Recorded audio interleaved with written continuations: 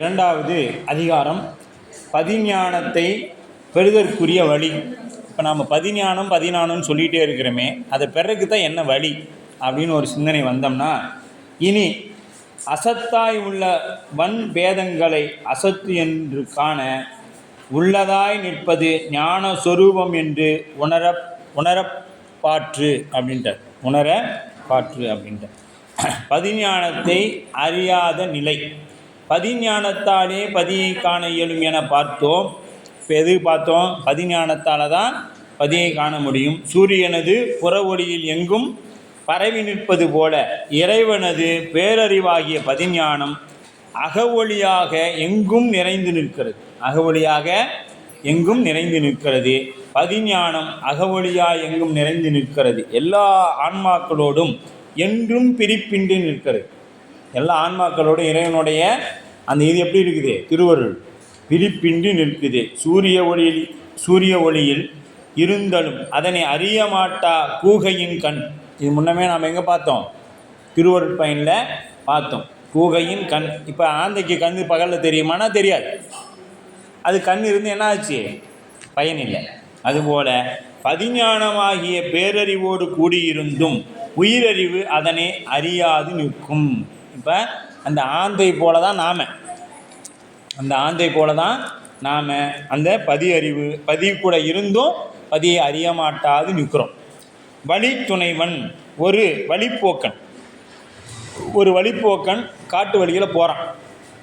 இப்போ அவன் தனியாக போனால் என்ன ஆகும்? நல்ல இருளில் ராத்திரியில் போகிறாரு. போகும்பொழுது என்ன ஆகும்? ஒரு வகையான பயம் ஏற்படும். தான் பின்னே வருகின்ற அத்துணைவனை அவ்வழிப்போக்கன் அறிவதில்லை. தனக்கு பின்னாடி ஒருத்தன் வரான். யாருன்னா அது அப்பா. இந்த அப்பா நமக்கு பின்னாடி வர்றது, நமக்கு வழிப்பு துணையாக ஒருத்தன் வராருங்கிறத யார் அறியறதில்லை? முன்னாடி போகிறவன் அறியறதில்லை. ஒரு வகையான பயத்தோடையே போகிறான். வந்துடுவாங்களா? இந்த பூச்சி வந்துடுமா? இந்த மிருகம் வந்துடுமா? நம்மளை தாக்கிடுமா? நாம் செத்துருவோமா? இப்படியே நினச்சிக்கிட்டே போய்கிட்டே இருக்கிறான் அந்த வழியில். ஆனால் அவனுக்கு பின்னாடி என்ன பண்ணாது? அவன் தனியாக போகிறானேன்னு ஒருத்தர் அவனை ஃபாலோ பண்ணிக்கிட்டே இருக்கிறாங்க. அதை நாம் தெரிஞ்சுக்கிறது இல்லை. நாம் தான் பின்னாடியே திரும்பி பார்க்கலையே. நாம் பின்னாடி திரும்பி பார்த்தா அடாடா சுவாமி இருக்கிறாரே அப்படின்னு தெரிஞ்சிடும். நாம் பின்னாடியே திரும்ப இப்படி பார்த்துக்கிட்டு நான் தான் செய்கிறேன். இப்போ நாம் ஒருத்தனை திட்டினாலோ வாழ்த்தினாலோ என்னாச்சு? நான் தான் பண்ணுறேன்ட்டே இருக்கிறோம். அதனால் என்ன ஆகி போயிடுச்சு? அந்த நன்மையும் தீமையும் நமக்கே வந்துடுச்சு. எனக்கு பின்னாடி இருக்கிறவன் தான் என்னை வழி நடத்துகிறான், அவனால் தான் நான் போகிறேங்கிற நிலை வந்துட்டா என்னாகும்? நமக்கு அந்த வினை வாராது. தனக்கு துணை உண்டு அறியவில்லை. திரும்பி பார்த்தால் அல்லவா உண்மை அறிய முடியும். நாம் திரும்பி பார்க்குறதே இல்லை. எங்கே திரும்பணும்? உள்ளத்தில் திருப்பணும். இந்த வெளியில் இருக்கக்கூடிய சிந்தனையெல்லாம் என்ன பண்ணணும்? உள்ளுக்குள்ளே திருப்பணும். உள்முகமாக திருப்புதல். நம்ம அறிவு எங்கே இருக்குது? வெளியிலேயே போடுது. அது இது இப்படி ஓடுது. இதெல்லாம் அங்கெல்லாம் போகாத, இப்படி திரும்பு. அதனால தான் மாறி நின்று என்னை மயக்கிடும் வஞ்ச புலனைந்தின் வழி அடைத்து. இப்போ இந்த வழியை அடைச்சிட்டோம்னா என்ன பண்ணுவோம்? அங்கே போயிட்டு திரும்பி வருவோம். இந்த வழியும் அடைச்சிட்டா இங்கே போயிட்டு திரும்பி வருவோம். இப்படி இருக்கிற வழியெல்லாம் அடைச்சிட்டோம்னா, இப்போ 4 வழி இருக்குதே, 4ஐயும் அடைச்சிட்டோம். எங்கே வருவோம்? வந்து ஒரு இடத்துல திறக்கிறப்ப அப்படின்னு உட்காந்தோன்னா அப்படியே ஒரு ஆயிரம் ஒரு தூக்கம் வரும். இப்போ என்னால் உட்காந்துருந்தோம்னா என்ன ஆகிடும்? தூக்கம் வந்துடும்ல. அப்போ அதுபோல் அந்த சோர்வு தன்னை பின்னே வருகின்ற வரைக்கும் தனக்கு துணை உண்டு அஞ்ச வேண்டியதில்லை என்ற தெளிவு உண்டாகும். அவனே திரும்பிய பாராமல் துன்புற்று நடக்கிறான். இப்போ பின்னாடி திரும்பி பார்த்தானா, நமக்கு பின்னாடி ஒருத்தர் வராங்க. இப்போல்லாம் தெருவிளக்கு வந்துருச்சுங்க. முதல்லாம் தெருவிளக்கு இல்லாத காலத்தில் ஒருத்தர் நடந்து போனால் வேகமாக போவாங்க. இரவில் டவுன்லேயே, கிராமத்தில் இல்லை, டவுன்லேயே நடக்கிறவங்க என்ன பண்ணுவாங்க? நாங்களாம் ஒரு சின்ன பையனாக இருக்கும் பொழுது எங்கள் தாத்தா வீட்டுக்கு போவோம். அங்கே என்னன்னா ஓடையில் வேலி வேளாண் முள் நிறைஞ்சிருக்கும். 2 பக்கம் நிறைஞ்சிருக்கும். உள்ளார போனோமா நிழல் தான் இருக்கும், ஒன்றும் பெருசாலாம் இருக்காது. ஆனால் அதில் பஸ்ஸை விட்டு இறங்கி என்ன பண்ணுவோன்னா குடுன்னு ஓடி அந்த வெளிச்சம் இருக்கிற வரைக்கும் ஓடுவோம். ஓடி போய் அந்த வெளிச்சத்தில் ஏறி நிற்போம். ஏன்னா இங்கே உள்ளார ஏதாவது பூச்சி வந்துடுமா அப்படின்னு பயம். அந்த பயத்தினால என்ன பண்ணுவோம்? மூச்சு வாங்க ஓடி போய் அந்த வெளிச்சத்துக்கு போய் நின்றுப்போம். அப்போ நமக்கு பின்னாடி ஒருத்தர் பெரியவங்க வந்தாங்கன்னா, அந்த தாத்தா பின்னாடி வராங்க, அப்பா பின்னாடி வராரு, அப்படி நம்ம என்ன பண்ணுவோம்? நம்ம மெதுவாக போவோம். ஆனால் நமக்கு தெரியாதனால என்ன பண்ணுறோம்? பஸ்ஸை விட்டு யார் இறங்குனாங்க இறங்குன்னு தெரியல, நாம் இறங்கி முடித்தோடனே குடுக்குடுன்னு ஓடி போயிடும். இப்படித்தான் நடக்கும். அதுபோல் தனக்கு துணை உண்டு அஞ்ச வேண்டியதில்லை என்கின்ற நினைவு போய் நமக்கு யாருமே இல்லை, நாம் மட்டும்தான் போய் கொண்டிருக்கணும், ஒரு பயத்தில் போய் கொண்டே இருக்கிறோம். திருவருள் துணை உயிர்களாகிய நம் நிலையும் அவ்வழி போக்கன் போல தான், அந்த வழிப்போக்கன் போல தான் இந்த உயிரும். நம் அறிவு புறத்தே செல்கிறதே தவிர உள்முகமாக திரும்புவது இல்லை. இப்போ நம்ம உடம்பு இந்த உயிர் என்ன ஆகுது, உள்முகமாக திரும்புறதே இல்லை, வெளியவே சுற்றி கொண்டிருக்குது. உலக சார்பு மறைத்தல் இமைப்பொழுது. இறைவன் எப்படிப்பட்டவன், நம்முடைய உள்ளத்தில் இமைப்பொழுதும் என் நெஞ்சில் நீங்காதவன். அவன் இமைப்பொழுது கூட நம்ம விட்டு நீங்கிறதில்லை. சிவஞானத்தை உணர முடியாதபடி அசத்தாகிய, அசத்துனா எது, இந்த உலகப் பொருள் உலக சார்பு நம் அறிவை மறைத்து கொண்டே இருக்கிறது. நாம் சிவத்தை பிடிக்கலான்னா இந்த உலகப்பற்றி என்ன, மண் பொன் பெண் ஆடை உணர்வு சுவை சொத்து அப்புறம் உறவு சுற்றம், இப்படி ஏதாவது ஒன்று. இப்போ ஒரு 6 மணிக்கு கோயிலுக்கு போகலான்னு நினைக்கிறோம் நாம், ஒரு 6 மணிக்கு. அப்போ தான் வராங்க ஒரு சொந்தக்காரர், கல்யாணங்க எங்கள் வீட்டில் வந்துடுங்க அப்படின்னு பத்திரிக்கை தூக்கிட்டு வராங்க. சரி, அவங்கள ஒரு வகையாக அனுப்பிட்டு ஒரு 6:30 மணிக்கு கிளம்புறாங்க. 8 மணிக்கு கோயில் சாத்திடுவாங்க, நட சாத்திடுவாங்க. 6:30 மணிக்கு கிளம்புலான்னு இருக்கிறோம். அப்போ தான் நம்ம கூட பணிபுரிந்த ஒரு ஆள் வர்றாரு. இந்த பக்கமாக போனேன், உன்னை பார்க்கலான்னு வந்தேன். அது ஒரு 7 மணி ஆச்சு. 7 மணி ஆச்சா, 7 மணிக்கு மேலே என்ன ஆகுது, நம்ம ஒரு இடம் சொல்லியிருந்தோம், அந்த இடத்து சம்மந்தமாக ஒருத்தன் பேச வந்துருக்கிறோம். இப்போ நம்ம போவோமா சாமிகிட்ட, சரி அந்த இடத்து சம்மந்தமாக பேசணும். 7:30 மணி ஆச்சு. சரி, இப்போ தான் 1/2 மணி நேரம் இருக்குது, போய் சாமி கண்ணால் பார்த்துட்டாவது வந்துடலாமேன்னு நினச்சோம்னா என்ன பண்ணுவான், நான் இங்கே பாரு, நான் அன்றைக்கி போனேன், எங்கே ஈரோடு வரைக்கும் போனேன், அங்கே பாரு ரொம்ப ஒரு 500 ரூபா தான், 500 ரூபா கூட 250 ரூபாய்க்கு எடுத்தேன் பாரு எப்படி இருக்குதுன்னு. அவ்வளோதான், 2 திருப்பினோம்னா நமக்கு என்ன ஆகிப்போச்சு, 8 மணி ஆகிப்போச்சு. அதுபோலத்தான் நம்முடைய வாழ்க்கையில் நாம் போய் கொண்டிருக்கோம். இந்த மாதிரி தான் இப்போது அந்த ஆசைகள். அப்போ இது மாதிரி அவ்வளவும் அவற்றையும் நாமவும் நம்முடையதாகவும் எண்ணி அவற்றுள் நம் அறிவு அழிந்து நிற்கிறது. இதெல்லாம் நமக்கு நிலையாக இருக்கும்னு நினச்சி என்ன பண்ணுறோம், சுற்றம். இதெல்லாம் அதுக்காக இவர் வகுப்பு போனோம், சுற்றத்தெல்லாம் விட்டுன்னு வாழ்ந்துட்டார், பொன்பொருள் வேணாங்கிறாரு, அவர் மட்டும் வீடு மேலே வீடு கட்டுறாரு அப்படின்னு நாம் நினைக்க வேண்டாம். அப்போ ஒன்றின் அழுந்தி மற்றொன்றை அறியாதிருத்தல். எதை, உலகப் பொருள்கள் மீது அழுந்தி இறைவனை அறியாமல் இருக்கிறோம். இந்த உலகப் பொருள் நிலையானது என்று நாம் உள்ளத்தில் நினச்சிக்கிட்டு இறைவனை அறியாமல் நிற்கிறோம். இங்கு 2 உவமை சொல்லப்படுது. பளிங்கின் பல வண்ணங்கள் போல. பளிங்குன்னா நம்ம இது முன்னமே பார்த்துருக்கோம். பளிங்கின் பல வண்ணம்னா இப்போ பல நிறங்களுடைய இந்த இடத்துல ஒரு ஸ்படிகத்தை கொண்டு வந்து வச்சுட்டோம்னா, பளிங்கு வச்சுட்டோம்னா அது என்ன காமிக்கும், சிகப்பு நிறமாக காமிக்கும். உங்களுக்கு அங்கேருந்து பார்த்தா இந்த குங்கும கலரை காமிக்கும், அங்கேருந்து பார்க்குறவங்களுக்கு இந்த வெள்ளை நிறத்தை காமிக்கும். இப்போ அது ஒன்று தான், ஆனால் என்ன பண்ணுது, பல வண்ணங்களை இங்கே காமிக்குது. பல வண்ணம் உள்ள பொருளில் இருப்பதனால பல வண்ணங்களை காமிக்குது. பளிங்கின் பதிந்த வேற்று நிறங்களை நீக்கினால் அவற்றிடத்துள்ள ஒளி இது. அப்போ உச்சி வெயிலில் கொண்டு போய் இப்போ சரியாக 12 மணிக்கு வச்சிங்களா, அதுதான் பளிங்கோட உண்மை நிறம். பளிங்கோட உண்மை நிறம் உச்சி வேலையில் கொண்டு போய் அதை வச்சிங்கன்னா வெயிலில், அதுதான் அதோட உண்மை நிறம். மீது எப்போ வச்சாலும் அது வேறு வெளியில் இருக்கிற பொருளை பிரதிபலித்து கொண்டே இருக்கும்.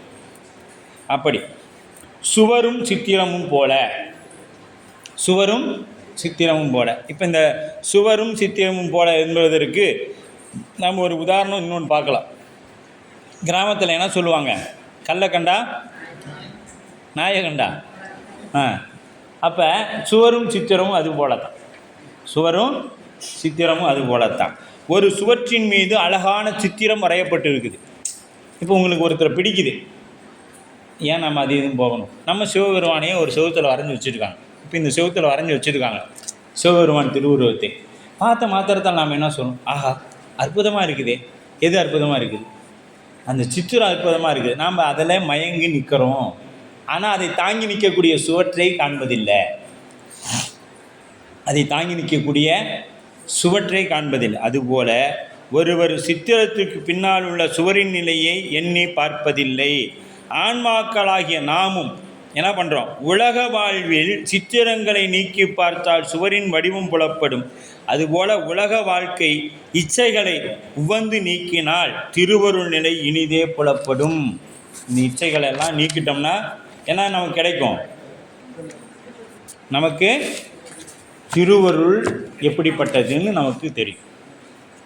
எப்படி அந்த சித்திரத்தை நீக்கிட்டோம்னா சுவர் தெரியுது, அதுபோல் நாம் இந்த உலகத்தில் இருக்கிறது எல்லாத்தையும் நீக்கிட்டோம்னா திருவருள் நிற்கும். இப்போ பதிஞானத்தால் இனி அசத்தாய் உள்ள வண்ணம் வேதங்களை அசத்து என்று காணா உளதாய் நிற்பது ஞான சொரூபம் என்று உணரப்பாற்று. அப்படின்னா மேற்கோளின் பொருள் நிலையுடையாகிய பதிஞானத்தை காட்டாது மறைத்து நிற்கின்ற நிலையில்லா பாசப்பொருள்களை இவை நிலை என்று நிற்பதனால் அல்ல என்று சிந்தித்து உணர்ந்து அவற்றின் மேல் வைத்த பற்றினை நீக்கினால் பதிஞானம் விளங்கி தோன்றும். அவற்றின் மீது வைத்த பற்றினை நீக்கினால் மேற்கோள் விளக்கம்னு பார்த்தா வண்ணம் என்பதற்கு நிறம் என்பது பொருள். எனவே வண்ண பேதங்களை என்றால் பளிங்கில் பதிந்த பல நிறங்களை என்று பொருள் கொள்ளலாம், சுவரில் எழுதிய சித்திரங்கள் என்றும் கொள்ளலாம் அப்படின்னு மேற்கொள்ள சொல்லப்படுது. வேற்று நிறங்கள் பளிங்கின் ஒளியை மறைத்து நிற்றல் போலவும் வேற்றாகிய ஓவியங்கள் சுவரின் வடிவத்தை மறைத்து நிற்றல் போலவும் உயிருக்கு வேறாய் உள்ள மாயா காரியங்கள் பொருள்களின் மீது கொண்ட பற்றுகள் மறைப்பதால் உயிருக்கு உயிராய் உள்ளிருந்து ஓங்கும் பதிஞானமாகிய திருவருள் புலப்படுவதில்லை. நமக்கு ஏன் புலப்படுவதில்லைன்னு இப்போ விளங்குதா? விளங்குதா விளங்கலையா? நாம் என்னத்தை பார்க்குறோம்? சித்திரத்தை பார்க்குறோம், சுவத்தை பார்க்கல. சுவத்தை பார்த்து வந்தோமா நமக்கு என்ன தெரியாது? சித்திரம் தெரியாது. இப்போ கல்லை கண்டா நாயை காணும் அப்படின்னா இப்போ கல்லுன்னு பார்த்தோம்னா அந்த இடத்துல நாயோட சிற்பம் தெரியாது. நம்ம கூட குழந்தை வருது, அதுக்கு என்ன தெரியும்? அந்த நாய் பார்ப்பாங்க நிற்கிது சொல்லும், அதுக்கு நாயாக தெரியும். நமக்கு என்ன தெரியுது? அறிவு விளக்கம் பெற்றதுனால நம்ம அறிவு அந்த குழந்தை அறிவோட கொஞ்சம் மேலானதாக இருக்கிறதுனால அது கல் அப்படின்னு தெரியுது. குழந்தைக்கு அது நாயாக தெரியுது. இப்போ பொருள் ஒன்று தான், ஆனால் காட்சிகள் வேறு வேறு. அதுபோலத்தான் இந்த சுவரை ஒரு சித்திரம் வரைஞ்சிட்டா அந்த சித்திரம் இப்படி வரைஞ்சி ஒன்றும் இல்லை. ஒரு வீட்டை போய் பார்க்குறோம், அது உள்ளார என்ன எல்லோரும் சமைச்சு சாப்பிட்டு தூங்க போகிறோம், இவ்வளோதான் அந்த வீட்டுக்குள்ளே நடக்கிறது. ஆனால் வெளியில் பார்த்தாலே ஏகப்பட்ட அலங்காரங்கள். அதை பார்த்தோன்னா ஆஹா இந்த வீடு எவ்வளோ அழகாக இருக்குது. எவ்வளோ அழகாக இருந்தாலும் அது எதாவது நமக்கு பயனுள்ளதாக இருக்க போகுதா? சாப்பிட போகிறோம், தூங்க போகிறோம், வேறு ஏதாவது அங்கே குளிக்க போகிறோம், வேறு ஏதாவது அங்கே நடக்க போகுதா? எத்தனை கோடி ரூபா போட்டு வேணாலும் கட்டினாலும் அது எதுக்காவது பயன் உண்டா? இல்லையே. பார்த்து ரசி அவ்வளோதான், ஒரு சிற்றின்பம். அது எவ்வளோ நாளைக்கு அந்த இன்பம் இருந்துடும்? தினைக்கும் நம்ம வீட்டை பார்த்து ஆஹா அற்புதமாக இருக்குது, ஆஹா அற்புதமாக இருக்குதுன்னு நம்ம சொல்ல போகிறோமா? இல்லையே. தினைக்கும் பார்த்து இல்லை. அது போலத்தான் உள்முகமாக பார்க்கணும். அப்போ வேற்று நிறங்கள் புலப்படுவது இல்லை. மாயாகாரிய பொருள்கள் சத்து அல்ல. மாயாகாரிய பொருள்கள் சத்து அல்ல. அப்போ வேட்கை நீக்கும், அது நீங்கவே.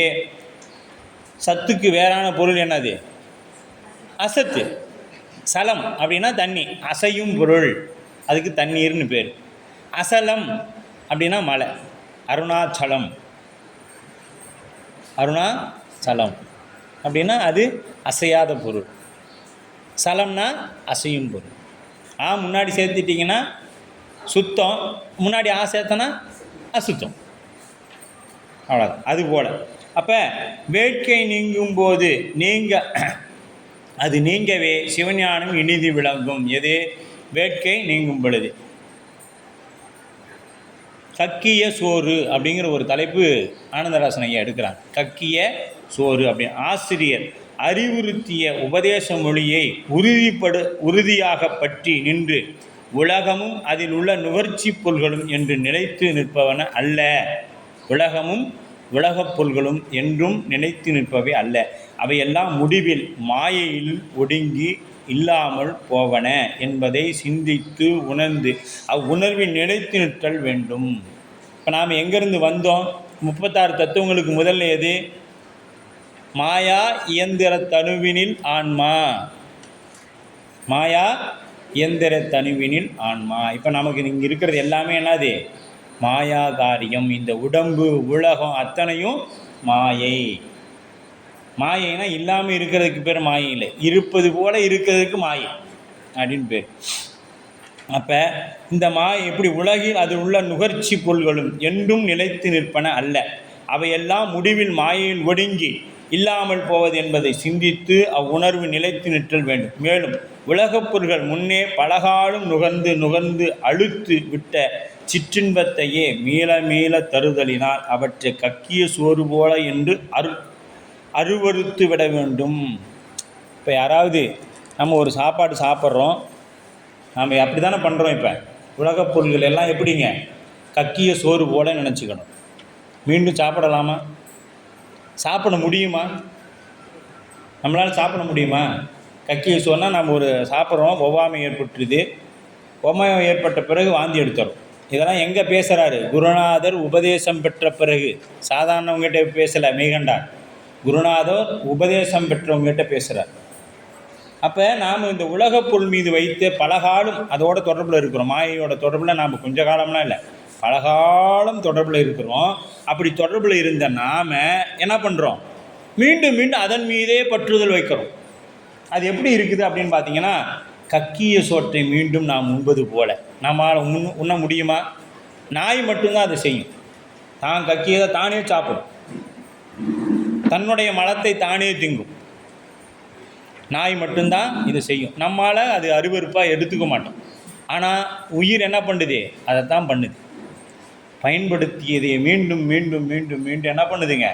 பயன்பாடு. அது உலகப்பற்று. அதை அருவருத்தி என்ன பண்ணும்? இதெல்லாம் நமக்கு இதெல்லாம் நமக்கு ஆகாதது, ஒவ்வாமை ஏற்படும் அப்படின்னு அறிவுக்கு தெளிவு வேணும். இது எப்போ வரணும்? இப்போ குருநாதர் உபதேசம் பெற்ற உடனே நமக்கு 8ஆம் நூற்பாடி வந்திருக்கணும். இந்த உலகப்பற்று எல்லாம் நமக்கு பொய் பொருள் என்று. உதவா உடம்பின் நிழல். நல்ல வெயிலில் போகிறோம், நம்ம உடம்பு இவ்வளோ பெருசுக்குது, இதோட நிழல் ஏதாவது நமக்கு உதவுமானா உதவாது. உதவா உடம்பின் நிழல். வெயில் ஒதுங்க உதவா உடம்பின் வெறும் நிழல் போல் ஒருவர் ஓடி ஓடி தேடி வைத்த பொருள்களும் செல்வங்களும் சமயத்தில் அவனுக்கு உதவுவதில்லை. நம்ம போன வகுப்பில் கூட அது பார்த்துருந்தோம். நல்ல ஒரு செல்வந்தர், அவர் என்ன பண்ணுறாரு? நல்ல ஹிட்லர், அவர் தான் உலகத்தை ஆட்டி படைத்தார். ஹிட்லர் உலகத்தையே ஆட்டி படைத்தார். நெப்போலியன் அவர் என்ன பண்ணார்? அது போன வகுப்பிலே சொல்லிவிட்டு உங்களுக்கு இருந்தாலும் நினைவுபடுத்துகிறோம். ஏன்னா உங்களுக்கு நினைவு இருக்குதோ இல்லையா, எங்களுக்கு மீண்டும் மீண்டும் நினைவு வரட்டும். அதனால் அவர் என்ன பண்ணார்? நான் இறந்த பிறகு என்னுடைய 2 கையும் வெளியில் தெரிகிற மாதிரி சவப்பெட்டியில் வைங்க அப்படின்னு சொல்கிறார். ஏன்னா எவ்வளோ சம்பாதிச்சாலும் நான் போகும் பொழுதும் ஒன்றும் எடுத்துகிட்டு போகிறதில்லை. இப்போ போடலாம், தங்கத்தில் போடலாம், வைரத்தில் போடலாம், எல்லாம் இருக்கும் பொழுது போட்டுக்கலாம். இந்த உடம்பு கீழே கிடத்துருச்சுன்னா ஒன்றும் கிடையாது. அப்புறம் உலகத்திலேயே எந்த மருத்துவனாலையும் நம்மளை காப்பாற்ற முடியாது. உலகத்திலேயே எவ்வளோ தலைச்சிறந்த அந்த தலைச்சிறந்த மருத்துவர் ஒரு நாள் மரணம் அடையத்தான் போகிறார். தலைச்சிறந்த மருத்துவர் ஒரு நாள் மரணம் அடையத்தான் போகிறார். இப்போ நம்ம என்றைக்கு பிறந்தோமோ அன்றைக்கே நமக்கு இந்த மரணம் என்பது ஒன்று கட்டாயம். அதற்குள்ளே என்ன பண்ணணும்? மீண்டும் பிறவா நிலையை தேடிக்கொள்ளணும். ஏன்னா பிறந்துட்டோம்னா கட்டாயம் மரணம் உண்டு. அப்போ நம்ம பிறக்காமையே இருந்துட்டோம்னா மீண்டும் நமக்கு மரணம். அதுதான் மரணத்தை வெல்லுது. மரணத்தை வெல்லுறதுன்னா மரணம் சாகாமல் இருக்கிறதுக்கு பேர் மரணத்தை வெல்றதில்லை, மீண்டும் பிறவாமல் இருக்கின்ற நிலைக்கு பேர் தான் மரணத்தை வெல்லுதுன்னு பேர். அப்போ நாம் மீண்டும் பிறக்கக்கூடாது என்ன சிவபெருமானை இறுக பற்றி கொள்ளணும் அப்படின்னு. எவரும் துணை ஆகார். நமக்கு யாராவது துணை வருவாங்கன்னு பார்த்தீங்கன்னா ஒருத்தரும் வரமாட்டோம். உற்றார் யார் உளரோ உயிர் கொண்டு போகும் பொழுது குற்றால தமந்துரையும் கூத்த நல்லார் எனக்கு உற்றார் யார் உளரோ. பட்டினத்தார் அழகாக சொல்லியிருப்பார். அதாவது சொந்தக்காரன்னா வீட்டு வரைக்கும், கட்டிய மனைவியோ வீதி வரை, பெற்ற மகனோ காடு வரை, அதற்கு பின்னாடி பற்றி தொடரும் இருவினை புண்ணிய பாவமுமே அப்படிம்பார். நம்ம கடைசி வரையும் வரக்கூடியது எதுங்க? நாம் செய்த புண்ணிய பாவம் மட்டும்தான் வரும். இந்த புண்ணிய பாவம் இருந்தாலும் நமக்கு பிறவி உண்டு. அப்போ அது நாம் வாராமல் பார்த்துக்கணுன்னா நமக்கு நடக்கிறது எல்லாம் திருவருள்னு நிற்கணும். அப்போ பொருள் ஈட்டுதல் ஒன்றையே செய்து வாழ்நாளை போக்கி இறுதியில் எம்மை காக்க எம்முடன் வருக என்று அழைத்தார். அவர்கள் துணையாக உடன் யாராவது வருவாங்களான்னா யாரும் வரப்போகிறது இல்லை. உண்மையான செல்வம் என்ன அப்படின்னா செல்வ நெடுமாடம் சென்று சேன்வோங்கி செல்வ மதிதோய செல்வம் உயர்கின்ற செல்வர் வாழ்தில்லை சிற்றம்பலமேய செல்வன் களலேத்தும் செல்வம் செல்வமே. அந்த செல்வம் தான் நிலையான செல்வம். வேறு எந்த செல்வமும் நம்ம இடத்துல இருக்காது, எல்லாம் சென்றுடும் நம்மை விட்டு. உண்மையான செல்வம் சிற்றம்பலமேய செல்வன் களலேத்தும் செல்வம் செல்வமே நிலையான செல்வம். உபவாச மொழியில் ஊன்றி நின்று, இப்போ நமக்கு உபதேசம் செய்த மொழியில் ஊன்றி நின்று இவ்வாறு சிந்திக்கவே உலகப் பொருள்கள் மீது செல்கின்ற நோக்கம் ஒளிதாகும். இந்த சாதனம் பண்ண தான் முதல்ல 5 எழுத்து சொல்லணும். சிவபூசை எடுத்தால் முதல்ல உட்காந்து பண்ணணும். அப்புறம் கண்ணை மூடி ஒரு 5 நிமிடம் அப்படி கண்ணை மூடி உட்காரணும். இல்லைங்க நமக்கெல்லாம் உட்காந்தா எங்கேயும் மனசு போகுது, அப்படி தான் போகும். உட்காந்தா கொஞ்சம் கொஞ்சமாக உட்காரு. சாதனம் பண்ண சித்திரமும் கைப்பழக்கம் செந்தமிழும் நாப்பழக்கம் என்பது போல சாதனம் பண்ண அது நமக்கு கைகூடும். நமக்குள்ளே இருக்கக்கூடிய இறைவனை நம்மால் உணர முடியும். அசத்து என்று காணாதல். அப்போ அசத்து என்று காணுதல் எதை? அசத்தாகிய உலகப் பொருள்களை நீக்குதல் என்றால் கண்களை இறுக மூடிக்கொண்டு, இந்த பாருங்கள், அசத்தாகிய உலகப் பொருள்களை நீங்குதல் என்றால் கண்கள் அப்படி இறுக மூடிக்கிறோம். போய் காட்டில் மலையில் உட்காந்து தவம் பண்ணுறோம். அப்படி பண்ணால் அப்பொருள்கள் கருத்தை விட்டு அகல விடின் என் செய்வது. அப்போ அங்கே போனால் விட்டும் போகுதானா?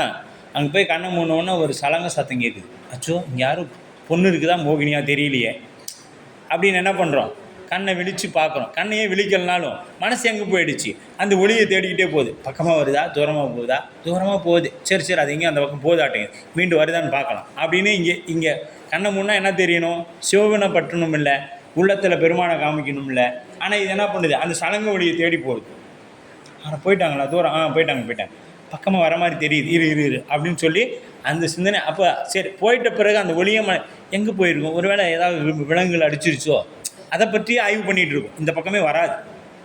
இப்போ இதற்கு பெயர் தான் தவமா அப்படின்னு கேட்டோம்னா இல்லை. உலகப் பொருள்கள் தனக்கு வேறானவை என்று தன் அறிவில் தெளிவு காணுதலே அவற்றின் கைகூடும். இப்போ இதெல்லாம் நமக்கு வேறானவை, இதெல்லாம் நமக்கு தீங்கு செய்யக்கூடியது அப்படின்னு தோணும். இந்த உலகப் பொருள்கள் அத்தனையும் நமக்கு என்ன பண்ணக்கூடியது? தீங்கு செய்யக்கூடியதுங்கிறது தோணணும்.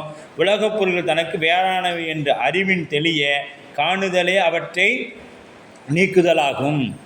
இப்போ கருவி கரணங்கள்லாம் நீங்குது, பின்னாடி சொல்ல போகிறார். நீங்குன்னா எல்லாம் இதெல்லாம் விட்டுட்டோமா என்ன ஆகிடும்? உயிர் கேவலத்துக்கு போயிடும். கண், காது, மூக்கு, பஞ்ச இந்திரியங்கள், தன்மாத்தை எல்லாம் விட்டுடும். 24 தத்துவத்தை விட்டுடும். ஆன்ம தத்துவம் 24 விட்டுட்டு எல்லாம் போயிட்டோம்னா எங்கே ஆகும்? கேவலத்துக்கு போயிடும் உயிர். அப்போ இருக்கும் பொழுதே நீங்கி வாழுதல் என்பது அதன் மீது பற்றில்லாமல் வாழும். பதிஞானம் புத்தியாய் வந்தது அன்று. இப்போ அந்த பதிஞானம் என்கிறது புதுசாலாம் வரல இறைவன் நமக்குள்ள. இன்றைக்கி நேற்றுலாம் வந்துட்டாருன்னு இல்லை. அப்போ இன்னைக்கு இடையில் வந்தது என்னாச்சு? இடையிலேயே போயிடும். ஆதியிலிருந்து வர்றது தான் நமக்கு ஆதி இறுதி வரைக்கும் வரும். அப்போ பிறவி குருடன் ஒருவன் மருத்துவமனையினால் மருத்துவரினால் கண் பெறுவானாகின் அவனுக்கு சூரிய ஒளி என்னாச்சு? புதிது. இப்போ ஒரு மருத்துவ சிகிச்சை செய்கிறாங்க. ஒரு கண் இல்லாதவனுக்கு வேற ஒருத்தர் கண்ணை எடுத்து வைக்கிறாங்க. இப்போ இவன் காணாத வரைக்கும் அந்த சூரியன் இல்லாமல் இருந்துச்சா? இவனுக்கு கண் இல்லாமல் இருந்துச்சா? கண் இருந்துச்சு. அந்த கண்ணில் என்ன இல்லை? ஒளி இல்லை. அது ஆணவம் என்கின்ற அந்த படலம் மறைத்திருந்தது. அது நீக்கப்பட்ட பிறகு என்ன ஆயிடுச்சு? ஒளி தெரிஞ்சிச்சு. ஒளி தெரிஞ்சோன்னா அவனுக்கு இது புதுசு. இந்த உலகமும் இந்த ஒளியும் என்னாச்சு? புதியது. அப்போ இது புதிதாக வந்ததா அப்படின்னா இல்லை, இது பழசு தான். நீ இப்பொழுது பாச நீக்கம் பெற்றிருக்கிற, அதனால் உனக்கு அந்த ஒளிப்பொருள் தெரிகிறது அப்படின்னு. அப்போ எடுத்துக்காட்டு வெண்பா. அடுத்தது அசத்தை அசத்து என்று கண்டபொழுது தோன்றும் பதிஞானத்தின் இயல்பு. நிர்குணனாய் நின்மலனாய் நித்தியானந்தனாய் தற்பரமாய் நின்ற தனி முதல்வன் அற்புதம் போல் ஆன அறிவாய் அளவிறந்து தோன்றானோ வானோ முதல் கலையின் வந்து அப்படின்னார்.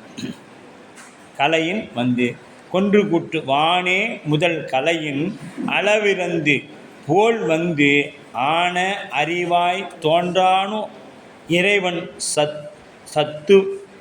இறைவன் சத்துவம் முதலிய முக்குண சாத்வீகம் தாமசம் ரசோகுணம் ஆகிய குணங்கள் இல்லாதவன் மலக்கண்மங்களை கடந்தவன். இறைவனுக்கு என்னதுங்க? நிர்குணன் அப்படின்னு பேர். மலம் குணம் இல்லை. குணமிலி கோழிலி எம்பெருமானே. சுவாமிக்கு என்ன இல்லை? குணங்கள் இல்லை. என்ன மாதிரி குணங்கள் இல்லை? அவனுக்கு 8 குணம் உண்டு. நம்மளை மாதிரி 3 குணம் இல்லை. சாத்வீகம் தாமசம் ராசசம் என்ற 3 குணம் இல்லை. அவனுக்கு 8 வகையான குணங்கள் உண்டு. ஒளிலி எம்பெருமான் என் குணத்தான் தாளை வணங்கா தலை அப்படின்னு சொல்லியிருப்பார். அப்போ இறைவனுக்கு குணங்கள் எத்தனை? 8. தூய பின்னாடி நம்ம பார்க்கணும். இறைவன் இந்த 3 குணங்களை கடந்தவன், நிலைத்த இன்பப் பொருளாய் உள்ளவன். அவனுக்கு எப்படும் நிலையான இன்பங்களை உடையவன். இயல்பாகவே பாசங்களிலிருந்து நீங்கியவன். நமக்கு நீக்குவதற்கு யார் வேணும்? ஒருவர் வேண்டும். அப்போ நமக்கு இருக்கக்கூடிய இன்பமெல்லாம் இது இப்போ இருக்கக்கூடிய இன்பமெல்லாம் இப்படி நிலையான இன்பமான இல்லை. இதெல்லாம் தற்காலிக சிற்றின்பம். அவன் பேரின்ப நிலை உடையவன். அப்போ அப்பால் உள்ளான். இத்தன்மைகளால் அவன் தனக்கு உவமை இல்லாதவன். அவனுக்கு ஒப்பாரும் இல்லை, மிக்காரும் இல்லை. அவனுக்கு சிவனோடு ஒக்கும் தெய்வம் தேடினும் இல்லை. அவனோடு ஒப்பார் இங்கு யாவரும் இல்லை. ஆனால் அவனுக்கு ஒப்பாரும் மிக்காரும் இல்லாதவன் சிவபெருமான் அப்படின்னு சொல்லப்படுது. அத்தகைய தனிப்பொருளாகிய முதல்வன் ஆகாயம் முதலிய பூதங்களாகிய உலகமும் உலகப் பொருள்களும் அவற்றை அசத்து என்று கண்டு நீங்கிய பொழுது ஆன்மாவில் அறிவுக்குள் அறிவாய் விளங்கி தோன்றுவான். இதெல்லாம் அசத்துன்னு தோணணும். எதுக்கு? நம்ம புத்திக்கு அறிவில் தோணும் பொழுது அந்த அறிவாக இறைவன் வந்து நிற்பான். அந்த அறிவில் தான் இறைவன் வந்து நிற்பான். அப்படி நிர்குணனாய் அப்படிங்கிறது மாயின் குணங்களாகிய சாத்வீகம் ராசசம் தாமசமாகிய 3 குணங்கள் இல்லாதவனாகிய எனவே பிரகிருதி மாயை கடந்து நிற்பவன். இறைவன் பிரகிருதி மாயையை கடந்து நிற்பவன். நின்மலனாய் அசுத்த மாயையில் உள்ளவர்களுக்கு உரிய ஆணவம் கண்மம் என்னும் மலங்கள் இல்லாதவனாய் எனவே அசுத்த மாயை கடந்து நிற்பவன். நித்தியானந்தனாய் நிலையில்லாத இன்பத்தை தரும் சுத்த மாயை போலது நிலைத்த இன்ப வடிவனாய். சுத்தமாயை போலது. எனவே சுத்தமாயை கடந்தவன் இவன். அசுத்தமாயை சுத்தமாயை பிரகிருதி மாயை கடந்தவன். தன் பரமாய் உயிரையும் கடந்து அதற்கு மேலானவனாய் நின்ற தனி முதல்வன்.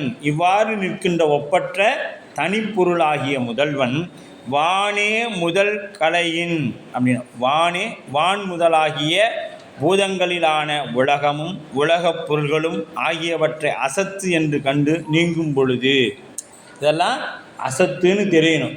எதுனா அசத்துனா என்னாச்சு? நிலையில்லாத பொருள் அப்படின்னு தெரிந்த பிறகு அளவு இறந்து முதலிய சுற்றறிவு ஊட்டப்பட்டமையால் அற்புதம் போல் வந்தது வெறும் சூனியம் போல தோன்றி பின்னர் அற்புதம் போல வெறும் சூனியம் போல தோன்றி பின்னர் ஆன அறிவாய் உயிர்னது வியாபகமான அறிவினுள்ளே நீங்காத அறிவாய் அறிவினுள்ள நீங்காத அறிவாய் தோன்றனோ அப்படின்னா விளங்க மாட்டானோ விளங்கி நிற்பான்.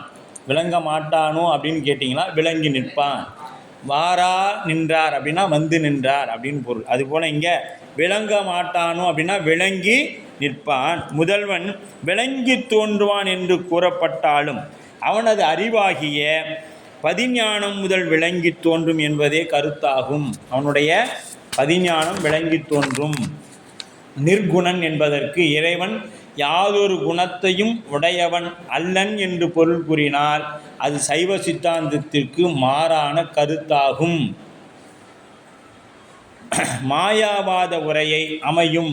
எவ்வாறாயின் மாயாவாதிகள் பிரம்ம அறிவு மாத்திரமாய் இருப்பது அது அறிவுடைய பொருளன்று என்று சொல்லுவாங்க மாயாவாதிகள். அதாவது குணமே அன்றி குணத்தையும் பொருள் அன்று எனப்படுகிறது. இந்நிலையில் சைவ சித்தாந்தம் ஏற்பதில்லை. எதை? இந்த மாயாவாதிகளோட இந்த தத்துவத்தை நம்மளுடைய சைவ சித்தாந்தம் ஏற்பதில்லை. அறிவு என்பது குணம். குணம் ஒரு பொருளை அறிந்து சார்ந்து நிற்கும், தனித்தும் நிற்காது. இப்போ இந்த குணமான ஒரு பொருளை சார்ந்து நிற்கும், தனித்து நிற்காது. எது? இந்த உயிர். உயிர் என்னாச்சு? ஏதேனும் ஒன்றை பற்றி தான் நிற்கும். ஒன்று கேவலத்தை பிடிச்சி கேவலத்தோடையே இருக்கும், இல்லையா திருவருளை பிடிச்சி திருவருளோடையே நிற்கும். ஆனால் எதையோ ஒன்றை தான் பற்றும், ரெண்டையும் பற்றாது. ஆனால் இருதிறன் அறிவுள்ளது ஆன்மா. ரெண்டையுமே பற்றக்கூடிய எது? இதில் போனாலும் இதுக்கு போகும், இதில் போனாலும் இதுக்கு போகும். அப்படி ரெண்டு பக்கமும் போகக்கூடிய திறன் உள்ளது ஆன்மா. இப்போ சத்து போய் அசத்து போய் பாசப்பொருள் போய் இறைவனை பிடிக்குமானா பிடிக்காது. இறைவனுக்கு பாசம் தேவையானா தேவையில்லை. இறைவனுக்கு பாசமும் தேவையில்லை, போய் இவரும் போய் எடுத்துக்க மாட்டார். பாசம் வாச்சு போய் இறைவனை நாடுமானா அதுவும் நாடாது. இது ரெண்டு யாருக்கு தேவை அப்படின்னா பசுப்பொருளாகிய நமக்கு தான் இருக்குது. இறைவனும் தேவை, உலகப் பொருளும் தேவை. இப்போ உலகப் பொருள் என்னைக்கு விடுறோமோ அன்னைக்கு இறைவன் தெரியுவான். இறைவனை எதை பிடிச்சு நிற்கிறோமோ அது தெரியும். அதுதான் சார்தலின் வண்ணமாதல். அதுதான் சொல்லுவாங்க, சார்தலின் வண்ணம். எதை? இப்போ உலகப் பொருளை பற்றி நின்னோம்னா உலகப் பொருளை நிற்போம், இறைவனை பற்றி நின்னோம்னா இறைவனை பற்றி நிற்போம். ஒன்றும் இல்லை, இன்னைக்கு காலையிலேருந்து திருமுறை விண்ணப்பம், திருவாசகம் முற்றுவதில் உலகார பண்ணி இருந்தோம்னா கோயில் இதை செய்யணும், இதை செய்யணும், இதை செய்யணும். எல்லோரும் அங்கே வீட்டுக்கு வந்தோடனே கோயிலில் என்ன செஞ்சோன்னு மறந்துடுவோம். அது வீட்டில் என்ன செய்யணும், இதை இங்கே பாத்திரத்தை விளக்கணும், சமைக்கணும், வீட்டுக்காரருக்கு சாப்பாடு போடணும், இதில் போயிடுவோம். இப்போ இதுக்கு போயிட்டோம்னா அப்போ பாருங்கள் உயிர் எப்படி இருக்குது. இதை போயிடுச்சுன்னா இதுக்கு வராது, இதில் இருந்துச்சுன்னா வெளியில் தெரியாது. இன்னும் இது உங்களுக்கு இன்னும் கொஞ்சம் தெளிவுபடுத்தணுன்னா, ஆலயத்தில் நம்ம அபிஷேகம் முடித்து சாமிக்கு என்ன பண்ணுவாங்க, அபிஷேகத்தை போது ஒரு திரையை போட்டுருவாங்க. அங்கே ஐயர் என்ன பண்ணுறாரு நமக்கு தெரியாது, ஐயருக்கு நாம் என்ன பண்ணுறோங்கிறது தெரியாது. ஆனால் அந்த திரை எப்பொழுதும் அங்கேயே தான் இருக்குது. அந்த திரைக்கு அந்த பக்கம் போயிட்டோம்னா இங்கே என்ன நடக்குதுன்னு தெரியாது. அதுபோல தான் நாமளும் உலகத்தில் இருந்தோம்னா இறைவன்ட்ட என்ன இருக்குதுன்னு தெரியாது. இறைவன்ட்டு வந்துட்டோம்னா உலகத்தை பற்றி சிந்திக்க மாட்டோம். அது போயிட்டு போகுது, அது ஏதோ சுற்றுற மாதிரி சுற்றிக்கிட்டு இருக்கட்டுமே, அது பாட்டுக்கு நம்மளாக போய் வடது பக்கம் ஏன் சுற்றுற இடது பக்கம் சுற்றுறேன்னு கேட்க போகிறோம் அப்படின்னு சொல்லிட்டு நம்ம பாட்டுக்கு நம்ம இருந்துடும். ஆனால் நம்ம எதையும் பற்றாமல் இங்கிட்டும் அங்கிட்டும் போகிறதுனால தான் நமக்கு ரெண்டும் மாறி மாறி வருது. அமாவாசை பௌர்ணமி போல் இந்த பக்கம் வந்தால் வெளிச்சம், அந்த பக்கம் போனால் கருப்பு மூணு இருட்டு, இப்படி மாறி மாறி போயிட்டே இருக்கிறோம் நம்ம புத்தி. அப்படி மாயாவாதி பிரம்மம் அறிவு மாத்திரம் இருப்பது அது அறிவுடைய பொருள் அன்று, அதாவது குணமே அன்றி குணத்தை உடைய பொருள் அன்று என்று கூறுவார். இந்நிலையை சைவ சித்தாந்தம் ஏற்பதில்லை. அறிவு என்பது குணம், குணம் ஒரு பொருளை சார்ந்து இருக்கும், தனித்து நிற்காது. இப்போ பாலில் அந்த வெண்மை சேர்ந்து இருக்கும், தனித்து நின்னா இது தண்ணி, அது வெள்ளை, புரியுதுங்களா? அதுபோல தான் உயிர் எதையாவது ஒன்று சேர்ந்தே தான் இருக்கும், தனித்து இயங்கவே இயங்காது. அப்போ சைவ சித்தாந்தத்தின்படி குணம் இல்லாமல் பொருள் என்ற ஒன்று இல்லை. சைவ சித்தாந்த கொள்கைப்படி ஒரு குணம்னு ஒரு பொருள்னு இருந்தால் அதுக்கு குணம் இருக்கணும். ஏதாவது ஒரு குணம், ஒன்று நல்ல குணம் இருக்கணும், இல்லை கெட்ட குணம் இருக்கணும். எதுவுமே இல்லைன்னா அது பொருளே இல்லை, அது பொருளே இல்லை. அப்போ நிர்குணன் என்பதற்கு குணம் இல்லாதவன் என்பது பொருள் கூறுவது என்பது ஏற்க முடியாதுன்னு சொல்லிட்டார். அப்போ உயிரும் முக்குணங்களும், உயிருக்கு என்ன இருக்குது? 3 குணம் இருக்குது. உயிர்கள் முக்குணவயப்பட்டவை, அவற்றுள் இன்று துன்ப மயக்கங்களை அடைகிறது. அவை உயிரின் குணங்கள் அல்ல. இந்த 3 குணமும் உயிரோட குணமான இல்லை. இது என்னத்தோட குணம்? உடம்போட குணம், உயிரின் குணம் அல்ல. சடமாகிய மாயையின் குணம், இது மாயையோட குணம். மாயையிலிருந்து தோன்றிய உடம்பு, பொறி, மனம் முதலிய கருவிகள் உலக பொருள்கள் ஆகியவனுள் முக்குணமாயிருப்பவையாகும். உலகப் பொருள்கள் இது 3 குணமும் உலகப் பொருள்களிடத்திலையும் இருக்குது அப்படிங்கிறார். சார்ந்ததின் வண்ணமாதல் உயிரின் இயல்பு என்பது நாம் அறிந்தது. உயிர்கள் மாயையின் காரியங்களாகிய உடம்பு கருவிகளை தான் என்று அம்மாயையின் குணங்களை தன்னுடைய குணங்களாகவே கொண்டு நிற்கிறது. இப்போ ஏன்னா உயிர் என்ன பண்ணுது? சார்ந்ததின் வண்ணமாதல். இந்த 3 குணமும் எதோட குணம்? மாயையோட குணம். சாத்விகம், ராசசம், தாமசங்கிறது மாயையின் குணம். இது என்ன நினச்சிக்குது? தன்னோட குணமாக இது நினச்சிக்கிட்டு நிற்குது. எது? உயிர். உயிருக்கு குணம் இல்லை. அம்மாயின் குணங்களை தன்னுடைய குணங்களாகவே கொண்டு நிற்கிறது. இக்குணங்கள் உயிர்களுக்கு செயற்கை. செயற்கைனா இடையில வந்தது அப்படின்னு என்ன ஆகிடும்? இடையில போயிடும். இடையில இப்போ நம்ம ஒரு நட்பையே சொல்லுவோம், என்னடா இடையில தாண்டா நம்ம கூட வந்தான், போனால் போயிட்டு போகிறான் சொல்லுவோமா இல்லையா? ஒரு உறவோ நட்போ வந்துச்சுன்னா இடையில வந்தவன் இடையில போயிட்டான், இதை ஏன் நம்ம பெருசாக எடுத்துக்கிட்டோம் அப்படின்னு இருக்கும். அப்போ இறைவன் இத்தகைய நிலைப்பேர் இல்லாத மாயின் குணங்கள் இல்லாதவன், அதனால் அவனுக்கு நிர்குணன் பேர். இறைவன் இந்த மாதிரி மாயின் குணங்கள் இல்லாதனால அவனுக்கு நிர்குணன் என்று பெயர். அவன் நிலை பெற்ற அருகுணங்கள் எண்குணங்கள் கோழிலி பொறியின் குணமிலவே எண்குணத்தான் தாளை வணங்கா தலை அப்படின்னு திருக்குறள் சொல்லும். 8 குணங்கள் என்னன்னு வாய்ப்பு இருந்தால் குறிச்சிக்கிங்க. அப்படி இல்லைன்னா கடவுள் வாழ்த்தில் 8 9ஆம் குறளை பாருங்கள். தன் வயமுடைமை தன்வயத்தனாதல் தூய உடம்பினாதல் இயற்கை உணர்வினாதல் முற்றும் உணர்தல் எல்லா எல்லையில்லா இன்பமில்லா, அதாவது முடிவில்லா ஆற்றல் உடைமை. முடிவில்லா அவன்கிட்ட இருக்கக்கூடிய ஆற்றல் இன்பம் வந்து நம்மகிட்ட இருக்கக்கூடிய இன்பம் முடியக்கூடிய இன்பம், அவன்கிட்ட இருக்கக்கூடிய இன்பம் முடிவில்லாத இன்பம். வரம்பில் இன்பம் உடைமை இயல்பாகவே பாசங்களிலிருந்து நீங்குதல். இப்போ நமக்கு என்ன வேணும்? பாசங்களை நீக்குவதற்கு சிவம் என்ற ஒன்று குருநாதன் என்கின்ற ஒருவர் வேணும். இறைவனுக்கு யாருமே தேவையில்லை, அவனுக்கு இயல்பாகவே பாசங்களிலிருந்து நீங்கப்பட்டவன். இப்போ நாமெல்லாம் செம்பு போல் ஒருத்தர் வந்து விலைக்கு கழுவி வச்சாதான் பலபலன்னு இருப்போம். அது சொக்க தங்கம். ஏன்னா செம்பு கலக்காத தங்கம் அப்படியே தகன்னு இருக்குது. கைலாயத்தை 6 மணிக்கு பார்த்தா எப்படி இருக்குது? ஜொலிக்குது. சிதம்பரம் கூரையை போய் பார்த்தோம்னா எப்படி இருக்குது? ஜொலிக்குது. வெயிலில் போய் பாருங்கள், கண்ணு கூசும், பார்க்கவே முடியாது. நாம் பாருங்கள், இறைவன் எவ்வளோ ஒளி புரிஞ்சவனுக்கு இதெல்லாம் ஒரு உதாரணம். அந்த நல்ல உச்சி வெயிலில் போய் அந்த தங்க குறையை நம்மளால் கண்ணில் பார்க்க முடியல. அப்போ இதையவே பார்க்க முடியலையே, பரஞ்சோதி முனிவர் எப்படி நம்ம நம்பி ஆர்வலரை பார்த்துருப்பார்? 1000 கோடி சூரிய பிரகாசமாய் வந்திருப்பார். நம்மளால் இந்த சூரிய ஒளியில் இருக்கக்கூடிய ஒரு தங்க கூரையை நம்மளால் பார்க்க முடியல இந்த கண்ணை கொண்டு.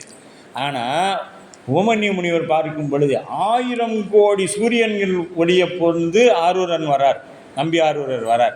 இப்போ எவ்வளோ பிரம்மாண்டமாக அந்த ஒளி இருந்திருக்கும். இவரை பார்க்குறவர் எவ்வளோ ஆற்றல் பெற்றவராக இருந்தது. அதெல்லாம் நாம் இந்த இடத்துல பொருத்தி பார்க்கணும். அப்போ பேரருள் உடைமை இதெல்லாம் அவனுடைய குணங்கள் அப்படின்னு சொல்லப்படுது. அப்போ எடுத்துக்காட்டு வெண்பா.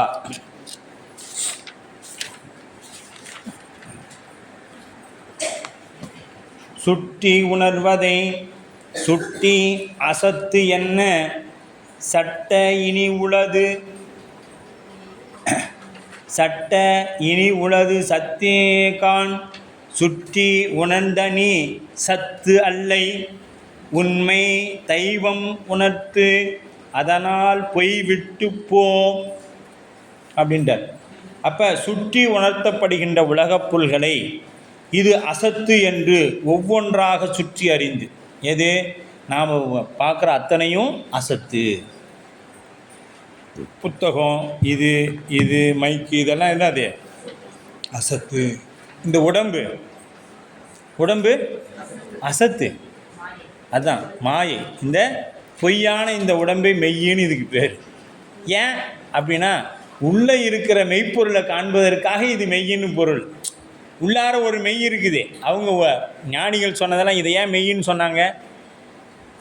உள்ளார இருக்கிற மெய்யை அவங்க பார்த்தாங்க, அதனால் இதை மெய்யின்னு சொல்லிட்டாங்க. நம்மளை பொறுத்தவரை இது பொய் பொருந்திய புழு பொருந்திய பொய்க்கூரை. இது வந்து பொய்க்கூரை. உள்ளார இருக்கிற மெய்யை பார்க்கணும், நம் உள்ளத்தில் இருக்கக்கூடிய இறைவனை பார்க்கணும். இதெல்லாம் பூசை பண்ணும் பொழுது இப்போ அகப்பூசையில் நமக்கு அடுத்த நூற்பாடு வருது. அகப்பூசை எப்படி பண்ணணும் அப்படிங்கிறதெல்லாம் அடுத்த நூற்பாடு வருது.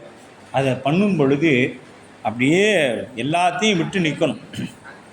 ஆமாம், அசத்தை எல்லாம் நீக்கிய பொழுது உயிராகிய என்னையே யான் கண்டேன். இப்போ இதெல்லாம் விட்டுட்டோம். இது மேலே இருக்கிற பற்றெல்லாம் விட்டுங்கிறோம். விட்டுட்ட பிறகு என்னாகும்? அது அசத்து இது அசத்து என ஒவ்வொன்றாக சுட்டறிந்து கழித்து கொண்டே வந்தார். அதாவது சுட்டறிவோடு இயந்து நின்றார் ஆயின் சுட்டறிவோடு சிறிது இயல்பு இல்லாத சத்தாகும். அதனால் நீ சத்து ஆகாய். சுற்றி உணர்வதால் சுட்டறிவினால் உணர்கின்ற பொருளை சுட்டி அசத்து என்ன அவ்வாறு சுற்றி அறிந்து இது அசத்து அது அசத்து என ஒவ்வொன்றாக என்னது பார்க்கக்கூடிய ஒவ்வொன்றாக அனைத்தையும் நீக்கி சென்ற இடத்து இனி சட்ட உளது சத்தே முடிவில் நிலையுடையதாய் புலனாவது சத்தே ஆம். முடிவில் என்ன இருக்குது நிலையானதுன்னு பார்த்தீங்கன்னா சத்து மட்டும்தான் நிலைத்திருக்கும். அசத்து பூரா நம்ம மட்டத்திலேருந்து என்ன ஆகிடும், ஒவ்வொன்றாக ஒவ்வொரு கருவிகளாக சாமி கழட்டி விட்டுருவார். இப்போ கண்ணப்பர் புராணம் பார்த்தோம். பார்க்கும் பொழுது ஒவ்வொரு படி ஏறும் பொழுது அவருக்கு என்ன ஆகிடுச்சு, ஒவ்வொரு மாயையாக கழண்டிகிட்டே போணுச்சு. அந்த கருவிகரணங்கள் எல்லாம் கருவிகரணங்கள் 96 என்ன ஆகிடுச்சு, ஒவ்வொன்றா கழண்டு போயிடுச்சு. அப்போ உடம்புலேருந்து எல்லாம் போயிடுச்சா? இந்த இப்போ ஏஐயில் வர மாதிரி ஒன்று ஆனால் திடீர்னு நல்லா கழண்டாக போயிடுச்சு? இல்லை, அது மேலே இருக்கக்கூடிய பற்றுகள் ஒவ்வொன்றாக நீங்கியது. ஏன்னா பாதி வரைக்கும் காடன் கூட வரான். காடன்கிறது தீவினை, நாணன் நல்வினை பாதி வரைக்கும் வருது. இப்போ காடன் கீழவே நின்றுக்கிட்டான், பாதி வரைக்கும் என்ன வருது, நாணன் வருகிறான், நல்வினை கூடவே வருது. ஆனால் இவர் என்ன பண்ணிட்டார், அதை விட வேகமாக போகிறார். கண்ணப்ப நாயனார் அதை விட வேகமாக போனார். அதனால் என்ன ஆயிடுச்சு, நல்வினையும் விட்டுட்டு தான் நன்மையும் தீமையும் பங்கையற்கோன் எழுதா பழி வருமோ சலியாது இரு ஏழை நெஞ்சு. அப்படி அதை விட்டுட்டு இவர் என்ன பண்ணிட்டார், போய் இறைவனை பிடிச்சிட்டாரு. குடிமித்தேவரை பார்த்த மாத்திரத்தில் அப்படி தான் பிடிக்கணுங்க. அதுதான் சத்தை பிடித்தல். பார்த்த மாத்திரத்தில் வந்தாரா உலகத்துக்கு? கீழே வந்து காடன்கிட்ட பேசலை, நானுன்ட்ட 2 பேர்கிட்டையும் பேசலை, அப்பா அம்மாட்டையும் பேசலை. புராணத்தில் இருக்குது. நீங்கள் பெரிய புராணம் எடுத்து படிச்சிங்கன்னா கண்ணப்ப நாயனார் குடிமித்தேவரை பார்த்த பிறகு உலகத்தார் யாரிடத்துலையுமே அவர் பேசலை. நானன்ட்டையும் பேசலை, காடன்ட்டையும் பேசலை, தாய் தந்தையினர் போய் கூப்பிட்றாங்க அவங்ககிட்டையும் பேசலை, தேவராட்டி வந்து கூப்பிட்றா அவங்ககிட்டையும் பேசலை. ஆமாம், ஏன்னா அவருக்கு சிந்தனை பூரா குடிமித்தேவர் மட்டும்தான். சுவாமி தனியாக இருப்பார், பசிக்கும் தண்ணி வேணும், இதுதான் அவர் சிந்தனையாக இருந்துச்சே ஒழிய இவங்க சாப்பிட்டாங்களா இல்லையா, அவர் சாப்பிட்டாரா இல்லையா. நமக்கு பெரிய புராணத்தில் சில பேர் நம்ம சொல்கிறோம், அப்புறம் இதை சித்தாந்த விட்டு வெளியே தான் போகிறோம். ஆனால் சொல்கிறாங்க சில பேர், கண்ணப்பர் வந்து கறி சாப்பிட்டாரே அப்படின்னு. அவர் எந்த இடத்துலையும் தண்ணி குடித்தாருக்கு ஆதாரமே இல்லை. நம்மகிட்ட தூங்கினார் தண்ணீர் குடித்தாருங்கிறதுக்கு கூட ஆதாரம் நம்மகிட்ட பெரிய புராணத்தில் இல்லை. துணிஞ்சு சொல்லலாம். ஏன்னு கேட்டிங்கன்னா 6 நாளும் தூங்காமல் மெய்க்காவலராக வந்து பாதுகாக்கிறாரு. அம்பு வில்ல பூட்டிப்பார் ரெடியாகிறாரு. ஏதாவது விலங்கு வந்துடுமா, கொண்டு விடுமா, நம்ம சாமி வந்து அடிச்சிருமா, ஏங்க அவரை போய் அடிக்கும். நம்ம அறிவு எப்படி இருந்திருக்கும் பாருங்கள். ஏன் கண்ணப்பர் 6 நாளில் முக்தி பெற்றார், நாம் ஏன் 6000 வருஷம் ஆனாலும் முக்தி பெறலன்னா காரணம் அதுதான். பல கோடி பிறவி, எண்ணிறந்த கோடி பிறவிகள் எடுத்துட்டோம். அருணகிரிநாதர் சொல்கிற மாதிரி 7 கடல் மணலினில் எனதிடர் பிறவி அவதாரம். அருணகிரிநாதருக்கே அவ்வளோனா, நமக்கெல்லாம் 7 கடல் இல்லை, எத்தனை கடல் இருக்குதோ அத்தனை கடல் மண்ணை என்னன்னாலும் அவ்வளோ பிறவி வந்திருப்போம் நம்மளாம், இல்லையா? அப்போ ஏன் அப்படின்னா அந்த 6 நாளும் அவருக்காகவே இல்லை, அவராகவே இல்லை. சிவோகம் பாவனை அங்கே நடந்துருச்சு. அப்படியே உட்காந்தாரு, அப்படியே பார்த்தாரு, சாமியை பாதுகாக்கிறாரு, சாமிக்கு பசிக்கும், சாமிக்கு சாப்பாடு கொடுக்குறாரு, சாமிக்கு பூ வைக்கிறாரு, சாமிக்கு தண்ணி ஊற்றுறாரு. ஆனால் இவர் தண்ணி ஊற்றிக்கிட்டதாகவும் இல்லை, இவர் சாப்பிட்டதாகவும் எங்கேயும் இல்லை. அதைக்கு பார்த்தார், இந்த மாமிசத்தை எடுத்து அதைக்கு பார்க்குறாரு. இது நல்லா இருக்குது, எடுத்து இலையில துப்பிட்டார். மீதி நல்லா அதை வெளியில் துப்பிட்டார். நல்லா இருக்கிறத இலையில துப்பிட்டார், நல்லா இல்லாத அவர் சாப்பிட்டாரானா இல்லை, வெளியே துப்பிட்டார். வெளியில் உமிழ்ந்தார்னு தான் வருது புராணத்தில். அப்போ அவர் எதையுமே சாப்பிடலை 6 நாள். நாம் சொல்கிறோம் அவருக்கு அது எப்போ சிவபெருமானை பார்ப்பதற்கு முன்பாக செய்தார். அதுபோல தான் நாமளும் தீக்கை பெறுவதற்கு முன்னாடி நீ எப்படி வேணாலும் இருந்துக்கோ. அந்த சொல்லுவாங்க கல்யாணம் அவன் எப்படி வேணாலும் கல்யாணம் பண்ணுறது. இப்போ ஒழுக்கமாக இருக்கிறானா பொண்ணு, அது எப்படியோ இருந்துச்சு, இப்போ சரியாக இருக்குதா? அதுபோல தான் தீக்கை என்பதும் சிவத்துக்கும் நமக்கும் கணவன் மனைவி உறவு. அவர் கணவன், நாம் மனைவி. இதுதான் திருக்கோவையார் சொல்லும். மாணிக்கவாசகர் அவர் போய் பாருங்கள், இப்படியெல்லாம் சொல்லுவார். ஒரு இளம்பெண் சாமி என்ன பண்ணுறாரு, ஒரு ஆண்மகன் அவன் இளம்பெண்ணை துரத்தி காதலிப்பாங்க. இந்த சின்ன வயசில் காலேஜ் போக்குள்ளே என்ன பண்ணுவாங்க, அந்த பொண்ணோட வீட்டிலேருந்து காலேஜ் வரைக்கும் கொண்டு போய் விடுவான், காலேஜ்லேருந்து மறுபடியும் அவங்க வீட்டு வரைக்கும் பத்திரமா கொண்டு போய் விடுவான். இதெல்லாம் அந்த பையன் செய்வான். ஸ்கூல் படிக்கிற பையனாக இருந்தால் எந்த இடத்துல அந்த பொண்ணு வருதோ அந்த இடத்துல போய் சைக்கிள் நின்றுக்குவான். அது கூட்டிகிட்டு போய் ஸ்கூல் வரைக்கும் விட்டுட்டு தான் இவன் ஸ்கூலுக்கு போவான். ஸ்கூல் விட்டவுடனே நேரம் அந்த ஸ்கூல்கிட்ட வந்துடுவான். அந்த பொண்ணை கூட்டிகிட்டு போய் அவங்க வீட்டில் விட்டுட்டு பத்திரமா போவான். அவங்க அப்பா அம்மாவுக்கு அடுத்தது அதிகமாக பாதுகாக்கிறது யாருன்னா அந்த பையன் தான் அந்த பொண்ணை பாதுகாப்பான். ஏங்க அந்த மாதிரி பாதுகாப்பாங்க. ஆனால் இன்றைக்கெல்லாம் அப்படி பண்ணிடக்கூடாது. ஈவிடிசிங்கில் பிடிச்சி உள்ளே போட்டுருவாங்க. சரியா? இன்றைக்கெல்லாம் அப்படி பண்ணிட்டா ஈவிடிசிங்கில் பிடிச்சி உள்ளே போட்டுருவாங்க. பாதுகாப்பாக இருப்பாங்க. அது என்னென்னா, இந்த பையன் அந்த பொண்ணு ஓரளவுக்கு இவனை விரும்புதுன்னு தெரிஞ்ச பின்னாடி இவன் அந்த பொண்ணை பார்க்க போக மாட்டான். இதுதான் திருவாசகம். காட்டாதனவெல்லாம் காட்டி பின்னும் சிவம் காட்டி கேளாதனவெல்லாம் கேட்பிட்டு தாழ் தாமரை காட்டி அப்படிம்பார். அந்த பொண்ணை வந்து இவனை விரும்புதுன்னு தெரிஞ்சுக்கிட்டா அந்த பொண்ணை இவன் பின்னால் சுத்த வைப்பான். அப்படித்தாங்க நம்ம சாமியும். நாம் எங்கேயோ இருந்தோம், அவர் பாட்டுக்கு வந்து நம்மளைய வாடா கோயிலுக்கு பூ பறித்து போடுறான், 63 வயடா, இப்படியெல்லாம் நம்மளை கூட்டிகிட்டு வந்துட்டார். கூட்டி வந்து விட்டுட்டு போயிட்டார். மாணிக்கவாசர் அதை நினச்சி தான் அழுதார். ஏன் நான் பாட்டுக்கு அங்கே சிவனேன்னு மதுரையம்பதியில் இருந்தேன், என்னைய வாடான்னு கூட்டி வந்து காட்டாதனவெல்லாம் காட்டி எல்லாத்தையும் காணும். ஒரு பொண்ணு எல்லாம் தன்னை அவன்கிட்ட காமிச்ச பின்னாடி அவன் நீ போ, அவன் பாட்டுக்கு கண்டுக்கல, நீ எங்கே இன்னும் என்கிட்ட நீ அடிமை, அவ்வளோதான், என்னை விட்டு போக முடியாது அப்படின்னு நினச்சிக்கிறான். நினச்சிட்ட பின்னாடி இவன் என்ன முதல்ல அப்படி பேசுகிறேன், இப்பெல்லாம் கண்டுக்காமல் போகிறேன், எனக்கு வேலைக்கு கம்முன்னு இருக்க மாட்டியா, போன வை அப்படின்னா பொண்ணு கோவம். இது வரைக்கும் நல்லா தானே பேசிட்டு இருந்தேன், இப்போ போன வையின்னு மிரட்டுறேன், அப்போ என்ன அர்த்தம் அப்படின்னு. இப்போ அவன் வேண்டான்னு நினச்சாலும் இந்த பொண்ணு அவனை விடுறப்பாடு இல்லை. துரத்தி அவன் எப்படி பின்னாடியே தெரிஞ்சாங்க, அது போல் இப்போ இந்த பொண்ணு அவன் பின்னாடியே தெரியும். அதுதாங்க சிவம். நாம் அவர்கிட்ட போகாத வரைக்கும் நம்ம பின்னாடியே தெரியவார். நம்மளை சிக்கிட்டோன்னு நினச்சா நமக்கு வாய்த்தது நமக்கு நல்ல ஒரு அடிமை, போடுற உள்ளாக போடு. அது சாமி கம்பளுக்கார, இன்னும் உனக்கு நிறைய வினையெல்லாம் அனுபவிக்க வேண்டியதுக்கு அனுபவி அப்படின்னு சொல்கிறோம். அதுபோல் சாமி நம்மளை என்ன பண்ணிடுறாரு, அப்படியே வச்சிருக்கிறார். அப்போ அவர் கணவன், நாம் மனைவி, இப்படித்தான் நம்மளை இறைவன் ஆட்கொள்கிறான். நாம் அப்படி தான் இப்போ இருக்கிறோம். ஆனால் அது ஏகபத்தினி வரதையாக அந்த பத்தினியாக இருக்கிற பெண்ணுக்கு அது நாம் நீ போயிட்டு போ, நான் இன்னொருத்தையும் கூட பேசிக்கிறேன், இப்படி தான் இன்றைய நிலை இருக்குது. அதெல்லாம் தவிர்த்துட்டு இது மெய்யை பற்றி பேசுகிறார் சுவாமி அப்படி இருக்கிறாங்க. அப்படி சுவாமி என்ன பண்ணுறாரு, அப்படி இப்போ நமக்கு பாதுகாவலனாக இருந்து, அப்படி இருந்தாலும் இன்றைக்கி அந்த பொண்ணை அவர் விட்டுருவாருன்னா விடமாட்டார். 2 நாள் வரலாம், இவர் மறுபடியும் கேட்பார், ஏன் 2 நாளாக நீ வரல, எனக்கு தான் வேலை, நீ பார்க்கலாம்ல அப்படின்னு மீண்டும் இவர் கேட்பார். அதனால் சுவாமி என்றைக்கும் அப்படிலாம் விட்டுட்டு போக மாட்டார்.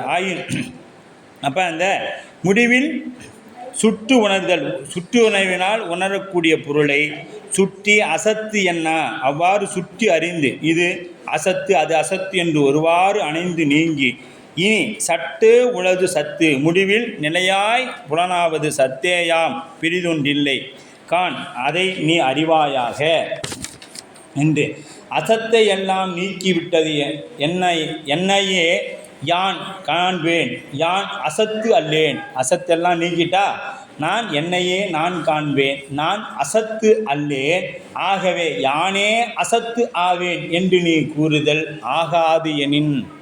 நானே அசத்துன்னு சொன்னீன்னா அது ஆகாது. சுற்றி உணர்ந்த நீ சத்து அல்லை.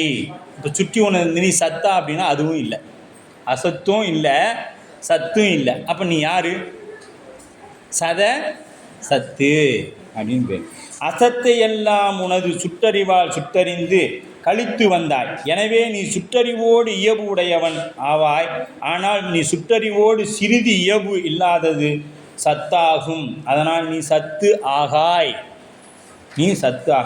அங்கனவாயின் அசத்தை நீக்கிய பின்னரும் எனக்கு சுட்டறிவு நீங்குதல் இல்லையே எனில் உண்மையை தெய்வம் உணர்த்தும். அப்படின்னா அசத்தை அறிந்து அதன் வசப்பட்டு நிற்றலை விட்டு சத்தை அறிந்து சத்தின் வழிபட்டு சத்திற்கு அடிமையாய் அதனை சார்ந்து நிற்றல். இப்போ இறைவன் நாம் என்ன ஒன்று ஆன்மாலாம் இறைவனுக்கு அடிமையாய் நிற்றல். அந்த பொண்ணு பார்க்காத மாதிரியே இருந்துச்சு, பார்த்துச்சு, அவனுக்கு அடிமையாகிடுச்சு. அதுபோல் அதனால் பொய் விட்டு போ அப்படின்றார். அச்சார்பினன் செயற்கையாகிய சுட்டறிவு உன்னை விட்டு நீங்கிவிடும்.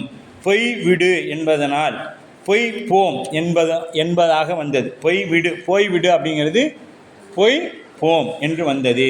கூறினால் போதியதாகவும் விட்டு போம் என ஒரு பொருளை தரும் இரு சொற்களாக கூறி கருத்து எண்ணுதல் வேண்டும். ஒரு பொருளை விட்டாலும் அதன் பொருளின் பற்றை விட்டாலும் அந்த பொருளை விட்டதாக கருதலாம். ஒரு பொருளை விட்டாலும் அல்லது அதன் கருத்தை அந்த பொருளுடைய பற்றுதல் இருத்தல் வேண்டும். பொருளை விட்டாலும் என்ன பண்ணும், அதோட பற்று விடணும்.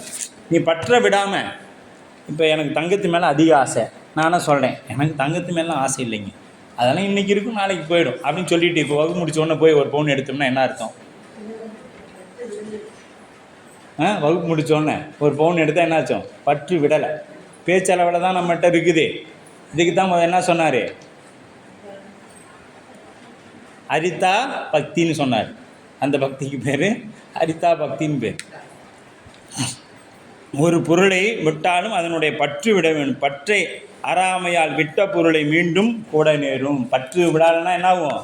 மீண்டும் அந்த பொருளை நாம் கூட நேர்ந்து விடும். அதனால் பற்று தான் நம்ம இடத்துலேருந்து விடணும், இல்லைன்னா அது நம்ம விட்டு. ஆதலால் வேண்டாத பொருள் இருந்தால் அந்த பொருளை விடுத்தலோ அந்த பொருளின் பற்று ஒழிய வேண்டும் என்பதை அறிவிக்க வேண்டி விடு என்பதோடு நில்லாது விட்டு போம் என்றார். விட்டு மட்டும் இல்லை, விட்டு போ அப்படின்னு என்று கூறினார். விட்டு என்பதில் விடுதல் பற்று நீங்குதலையும், போ என்பது போதல் என்றதையும் நீங்குதலையும் குறிக்கும். இவ்வுண்மையை அப்பரடிகள் அருளிய அருந்துணையை அருந்துணையை அடியார்தம் அல்லல் நீக்கும் அந்த தாண்டகத்தில் உள்ள வரும் பயனை போக மாற்றி பொது நீக்கி தனை நிலைய வல்லோர்க்கென்றும் பெருந்துணையை பெரும்பற்ற பொடியூரானை பேசாத நாளெல்லாம் பிறவாத நாளே அப்படின்னு சொல்லியிருப்பார். அப்போ அந்த போத நாள் என்ன ஆதரும்? வரும் பயனை போக மாற்றி பொது நீக்கி தனை நினைய வல்லோர்க்கென்றும் பெரும் துணையை அப்படின்றார். அப்போ போக மாற்றி என்பது வரும் தொடரிலிருந்து உணரலாம். இதில் போக என்பதற்கு பொருள் நீக்கத்தையும், மாற்றி என்பது பற்று நீக்கத்தையும், போக மாற்றி தனை நினைய வல்லோர்க்கென்றும், எது நம்மிடத்தில் இருக்கக்கூடிய அந்த அசத்து எல்லாம் போக மாற்றி தனை நினைய வல்லோர்க்கென்றும் பெருந்துணையை பெரும்பற்ற புலியூரானே. இப்போ நம்ம சித்தாந்த வகுப்பு முடிச்சுட்டு போய் தேவாரத்தை படிக்கணும், தேவாரம் படிச்சுட்டு சித்தாந்த வகுப்புக்கு வரணும், சித்தாந்தம் படிக்கணும். இப்படி மாறி மாறி படித்தாதான் நமக்கு என்ன தெரியும்? அதோடைய சுவையை நாம் அனுபவிக்க முடியும். இதில் போக என்பதற்கு பொருள் நீக்கத்தையும், மாற்றி என்பது பற்று நீக்கத்தையும் குறிப்பதாக பொருள் கொள்ள வேண்டும் என்று சொல்லப்படு. அடுத்தது மூன்றாவது எடுத்துக்காட்டு வெண்பா. அசத்தை அசத்து என்று கண்டு நீக்கி இல்லை, அதில் ஐந்தாவது நுட்பா. முந்தைய எடுத்துக்காட்டில் முதல் பொருளுக்கு அடிமையாய் நிற்றல் என்பதை குறிப்பிட்டோம். அதன் பொருள் தியானத்தில் ஈடுபட்டு அம்முதல் பொருளாகிய ஒன்றுதல் என்பதாகும். அத்தியானத்தில் சிவோகம்பாவனை எனப்படும். சிவோகம்பாவனை பற்றி முதலில் தெரிந்து கொள்ள. அந்த சிவோகம்பாவனைன்னு சொல்கிறீங்களே அப்படின்னா என்ன அப்படின்னு பார்த்தோம்னா, சிவம் அகம் பாவனை, சிவத்தை அகத்துள் பாவனை செய்வதற்கு சிவோகம் பாவனைன்னு பேர். அப்போ இந்த சிவோகம் பாவனை என்பது உயிர் பாசமாய் நிற்றலுக்கு ஒரு எடுத்துக்காட்டாக கூறலாம். வாழ்வுக்காக பணம் என்ற ஒன்று இல்லாமல் பணத்திற்காக வாழ்வோம். நாம் வாழ்வதற்கு பணமாக சம்பாதிக்கிறோம், பணம் சம்பாதிக்கிறதுக்காகவே வாழ்கிறோம். நாம் வாழ்கிறதுக்கெல்லாம் பணம் சம்பாதிக்கலை, பணம் சம்பாதிக்கிறதுக்காகவே வாழ்ந்து கொண்டிருக்கிறோம். பலர் உண்டு. செல்வதாகவே இருக்கும். சுருங்க கூறினால் அவர்களின் உணர்வு அப்பொருட்செல்வங்களோடு ஒன்றிவிட்டு, அந்த பொருட்செல்வங்களோடு ஒன்றிவிட்டு அப்பொருள்கள் செல்வத்தோடு அப்படியே அதிலே ஒன்றி போயிருக்கும். அது களவு போயிடுச்சுன்னா என்ன ஆகிடுவோம்? அந்த பொருள் நாம் நிறைய பொருள் சேர்த்துருக்குறோம், அதில் ஒரு பகுதி களவு போயிடுச்சு, திருட்டு போயிடுச்சு. போன பிறகு என்ன வேணும்? சொன்ன ஒன்று மயக்கம். சில பேருக்கு ஹார்ட் அட்டாக் வந்து மரணம், என் சொத்து பூரா போயிடுச்சே அப்படின்னு. அது என்னாச்சு? அந்த பொருளின் மீது வச்ச பற்றுதல். உயிர் பாசப்பொருள்களே எவ்வாறு ஒருமைப்பட்டது என்றால் அவ்வாறு பதியாகிய சிவத்தோடு கூடி ஒருமைப்பட்டு நிற்றல் இயல்பு. உயிர் பல உயிர்களின் பாசப்பொருள்களோடு கூடியிருந்து பழக்கத்தினால் அவற்றோடு ஒருமைப்படுதல் அவற்றுக்கு எளிதாகிறது. இந்த உயிர் பல பிறவிகளில் பாசங்களோடு சேர்ந்தே இருப்பதனால இப்போ என்ன ஆயிடுச்சுன்னா அதோட சேர்ந்து இருக்கிறது இதுக்கு ஒன்றும் பெரிய கஷ்டமாக தெரியல, இது ஒரு பெரிய கஷ்டமாக தெரியல. ஆனால் சிவத்தோடு கூடுவது என்பது மிகப்பெரிய கடினமாக தெரியுது. ஆனால் அந்த பாசத்தை விட பலகாலம் நம்மோட இருக்கிறது யாருன்னா சிவம்தான்.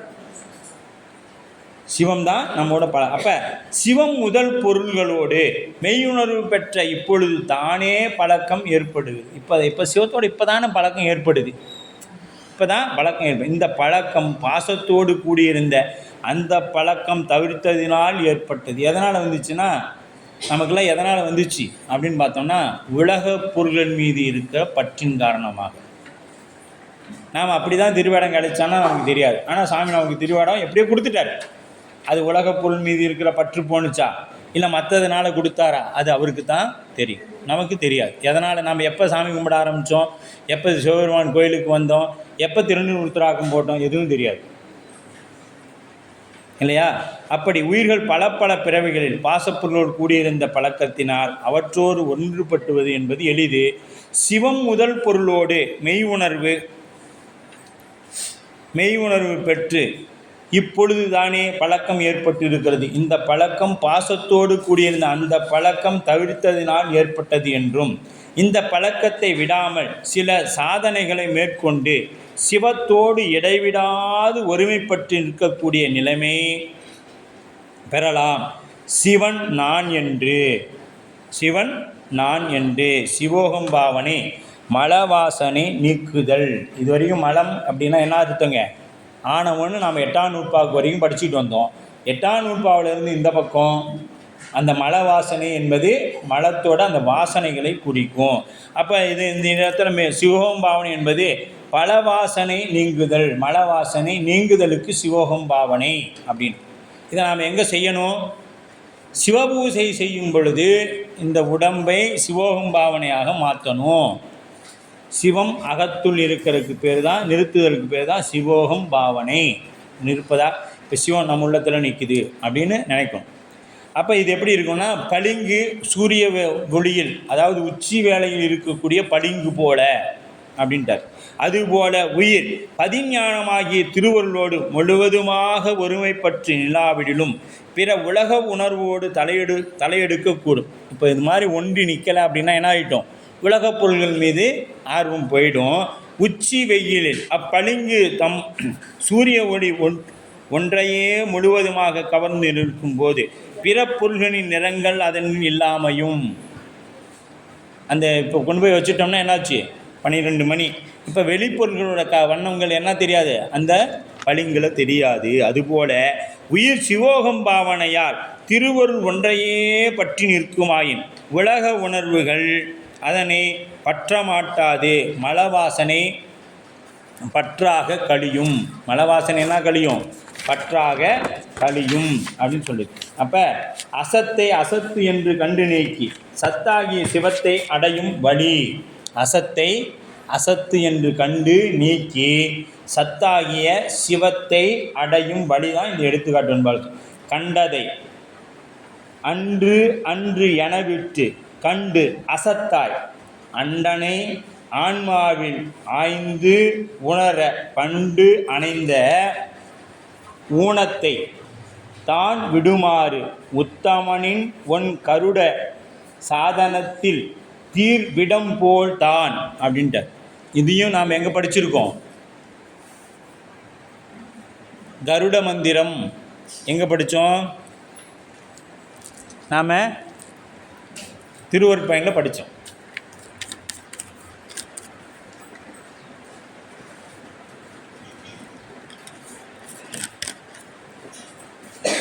சுட்டறிவால் அறிந்த உலகப் பொருள்களை இது சத்து அன்று.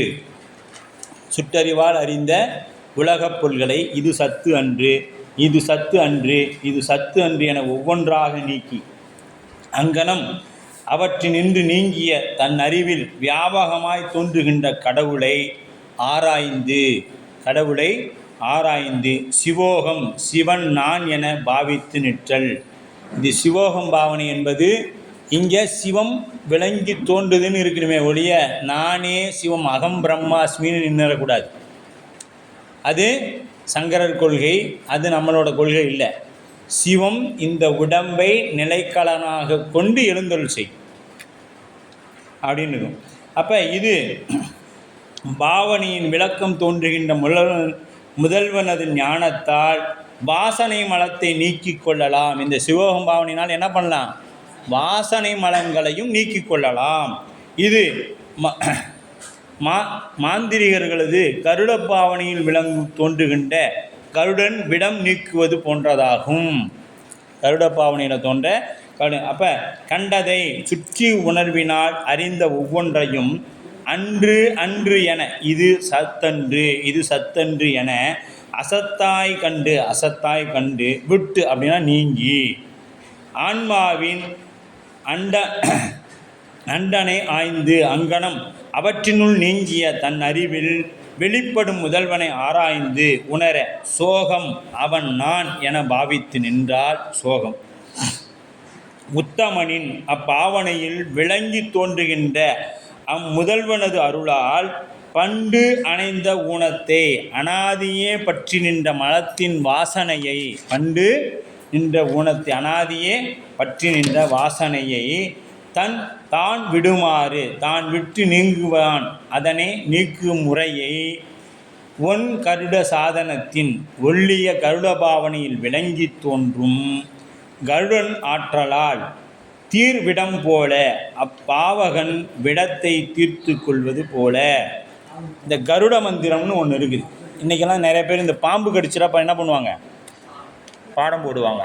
அப்புறம் பூரான் தேள் கடிச்சிட்டாலும் பாடம் போடுவாங்க இல்லையா? அதுபோல் கருட பாவனைன்னு ஒன்று இருக்குது, கருட மந்திரம்னு ஒன்று இருக்குது.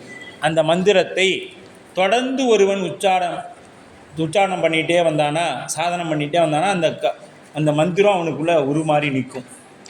யாராவது பாம்பு கடித்தவர்கள் முன்பாக அவன் போய் நின்று அந்த மந்திரத்தை சொன்னால் அவன் உடம்பில் இருக்கக்கூடிய விஷம் தானாக வெளியே நீங்கிடும். இதற்குத்தான் கருடோகம் பாவனைன்னு பேர். இப்போ அந்த நேரடியாக கருடன் கொண்டு வந்து அங்கே நிறுத்தினீங்கன்னா அவனோட விஷம் முறியுமானா முடியாது. ஆனால் இந்த மந்திர உச்சாரணம் பண்ணவனை கொண்டு போய் அங்கே நிறுத்தோம்னா என்ன ஆகிடும்? அவனோட விஷம் முறிஞ்சிடும். அதுபோலத்தான் சிவமும் நேரடியாக நம்ம முன்னாடி வந்து நின்னா என்ன ஆகும் பாருங்கள். சைவம் குருநாதருக்கு எவ்வளவு முக்கியத்துவம் கொடுக்குதுன்னு பாருங்கள். சைவம் ஏன்னு கேட்டிங்கன்னா, நேரடியாக சிவமே வந்தாலும் உன்னுடைய மலத்தினை நீக்க முடியாது, மலவாசனை நீக்க முடியாது. குருநாதன் என்பவர் ஐந்தெழுத்தை தொடர்ந்து உச்சாரணம் செய்ததனால் அவர் சிவோகம் பாவனையின் வழியாக வந்து அவருடைய அருட்கண்ணால் நம்மை பார்த்த மாத்திரத்தில், அதுதான் என்ன தீக்கை, நயன தீக்கைன்னு பேர். குருநாதர் அப்படி கண் கொண்டு நம்மை பார்ப்பார். பார்க்கும் பொழுது சொல்வார், என்னையை பார் அப்படின்னு சொல்லுவாங்க. தீக்கை செய்யும்பொழுது என்ன சொல்லுவாங்க? என்னைய நீ எந்த குருநாதர்கிட்ட நாம் எங்கே போய் குருநாதரை பார்த்தாலும் அவர்கள் திருவடியை பார்த்துட்டு அடுத்து நம்மளுடைய நோக்கம் எங்கே இருக்கணும்? அவர்களுடைய திருக்கண்ணை தான் பார்க்கணும். அவர் நம்ம பார்க்குறாரு. ஏன்னா நாம் அவரை பார்க்குறது பெருசு இல்லை, அவர் நம்மை பார்க்கணும். பார்த்தா தான் நம்முடைய வாசனை மல வாசனைகள் எரிக்கப்படும். அப்போ குருநாதர் போய் திருவடியை வணங்கணும். திருவடியை வணங்கிட்டு என்ன பண்ணணும்? அவருடைய கண்ணையே பார்த்துட்டு இருக்கணும். அவர் கண்ணையே பார்த்துக்கிட்டு இருந்தோம்னா தான் என்ன ஆகும்? நம்மளுடைய மல வாசனை நீங்கும். அப்போ அந்த கருட பாவனை கருட மந்திரத்தை உபதேசம் பண்ண அவர் என்ன பண்ணுறாரு? போய் அந்த பாம்பு தீண்டினவரிடத்துல நின்று அந்த மந்திரத்தை உச்சாரம் பண்ண உடனே என்ன ஆயிடுச்சு? அவரிடத்துல இருக்கிற விஷம் நீங்கிட்டு. அதுபோல் இந்த உயிர்களிடத்தில் இருக்கக்கூடிய ஆணவ மலத்தை குருநாதன் வைந்து ஐந்தெழுத்தை சொல்லும் பொழுது அவர் நம்மை நயன தீக்கை, ஸ்பரிச்ச தீட்சை, வாசக தீக்கை செய்யும் பொழுது நம்மிடத்தில் இருக்கக்கூடிய ஆணவ மல வாசனை நீங்கும். நீங்கியதனால் என்ன தெரியும்? நமக்கு திருவருள் வெளிப்பட்டு தோன்றும். அதை சாதனம் பண்ணணும். தொடர்ந்து சாதனம் செய்து கொண்டே வந்தோம்னா இது நடைபெறும். அதுதான் அதுக்கு பேர் தான் சிவோகம் பாவனை அப்படின்னு பேர். இதற்கு பெயர் தான் எப்படி அந்த கருடோகம் பாவனை கருட மந்திரத்தை பாவனை பண்ணி அவர் அந்த மீண்டும் அந்த பாம்பு வேடத்தை நீங்க செய்கிறாரோ அதுபோல் சிவோகம் பாவனையினால் குருநாதர் நம்முடைய வினைகளெல்லாம் நீக்கம் செய்யப்பட்டு திருவருளை காட்டினார் அப்படின்னு சொல்லப்படுது.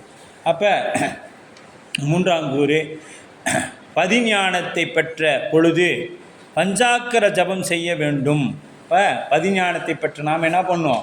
பஞ்சாக்கர ஜபம் செய்யணும் அப்படிங்கிறார். இப்போ திருவைந்தெழுத்தின் நிலை அப்படின்னு பார்த்தோம்னா சிவாய நம அப்படின்னு வச்சோம்னா, இப்போ நாம் இது என்ன பண்ணணும்னா, இந்த எப்படி தியானம் பண்ணணும் அப்படின்னா, ஒவ்வொருத்தரும் பூசை பண்ணவங்களாகட்டும், அப்போ சமயதிக்கு எடுத்தவங்களாகட்டும், ஐந்தெழுத்தை சொல்லும் பொழுது முதல்ல ஜபம் பண்ணும்பொழுது என்ன பண்ணும்? நாம் இப்போ என்ன எக்ஸ்பிரஸ் வந்துக்குதுமா? இப்போ ஒரு எக்ஸ்பிரஸ் வந்துக்கிற வந்தே பாரத், அது மாதிரி நிற்காமல் போயிட்டே இருக்கலாம். டக்க டக்க டக்க டக்கன்னு 5 எழுத்து சொல்லி முடிச்சாச்சு, அவ்வளோதான். 108 முடிஞ்சு. வந்தே பாரத் மாதிரி போய் சர்ன்னு போயிடுச்சு, விட்டுருங்க. அதுக்கு முன்னாடி அகப்பூசை பண்ணணும். அகப்பூசை பண்ணும் பொழுது சிவாய நம அப்படின்னு சொல்லும் பொழுது சிவம், வான அருள், சிவஞான அருள், அப்படி யான அகரமாகிய ஆன்மா. அப்போ ம அப்படின்னா நகரமாகிய திரோதான சக்தியையும் அப்படின்னு சொல்லி அது வழிபடுவனாகிய மாயை கண்மம் மாயேயம் என்பவற்றை குறிக்கும். மகரமாகிய மூலகண்மம் ஆணவ மலத்தை குறிக்கும். இப்படின்னு ந இப்படி சொல்லணும். எங்கே நாம் தொப்புள்ளிருந்து பின்னாடி அதை 10ஆம் நூற்பால் பார்க்க போகிறோம். தொப்புள்ளிருந்து அப்படியே 24 தத்துவங்களும் மேலே. ஆன்ம தத்துவம் எத்தனைமா? ஆன்ம தத்துவம் அந்த 24ம் இங்கே மேலே வர வரைக்கும் 24. எங்கே? நெஞ்ச தாமரைக்கு வர வரைக்கும். தாமரையில் என்ன இருக்கும்? 7 வித்யா தத்துவம், ஒரு சிவ தத்துவம் சேர்த்து 8 இதழ் தாமரையாக நிற்கும். அப்படி தாமரை விழியும். அந்த தாமரை விரிஞ்ச உடனே 51 மகரந்தங்கள் நிறைந்ததில் நடுவில் ஒரு முகுட்டு இருக்கும். அந்த முகுட்டில் சிவம் விளங்கி தோன்றுவதாக எண்ணி பாவித்து கொண்டு சிவபூசை பண்ணும் பொழுது அங்கே சிவம் 5 எழுத்தின் வடிவமாக விளங்குவதாக எண்ணிக்கணும். அங்கே அப்படியே என்ன ஆகணும்? அப்படியே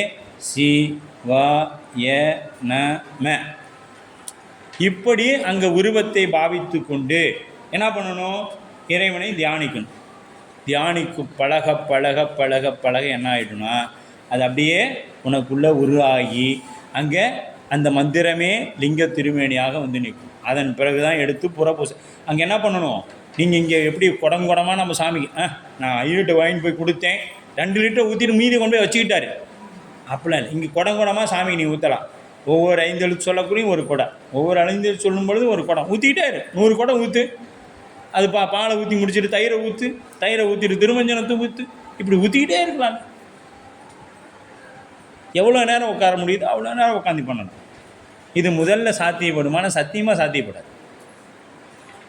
சாதனம் பண்ண சாத்தியப்படும். அப்போ நீங்கள் இன்றைக்கி 5 நிமிடம் உட்காடுறீங்க அகப்பூசையில், நாளைக்கு 10 நிமிடம் போகணும். அடுத்து 5.5 நிமிஷமாவது போகணும். 5 நிமிஷம் 30 செகண்டாவது போகணும். அப்போ தான் நேற்றையை விட இன்றைக்கு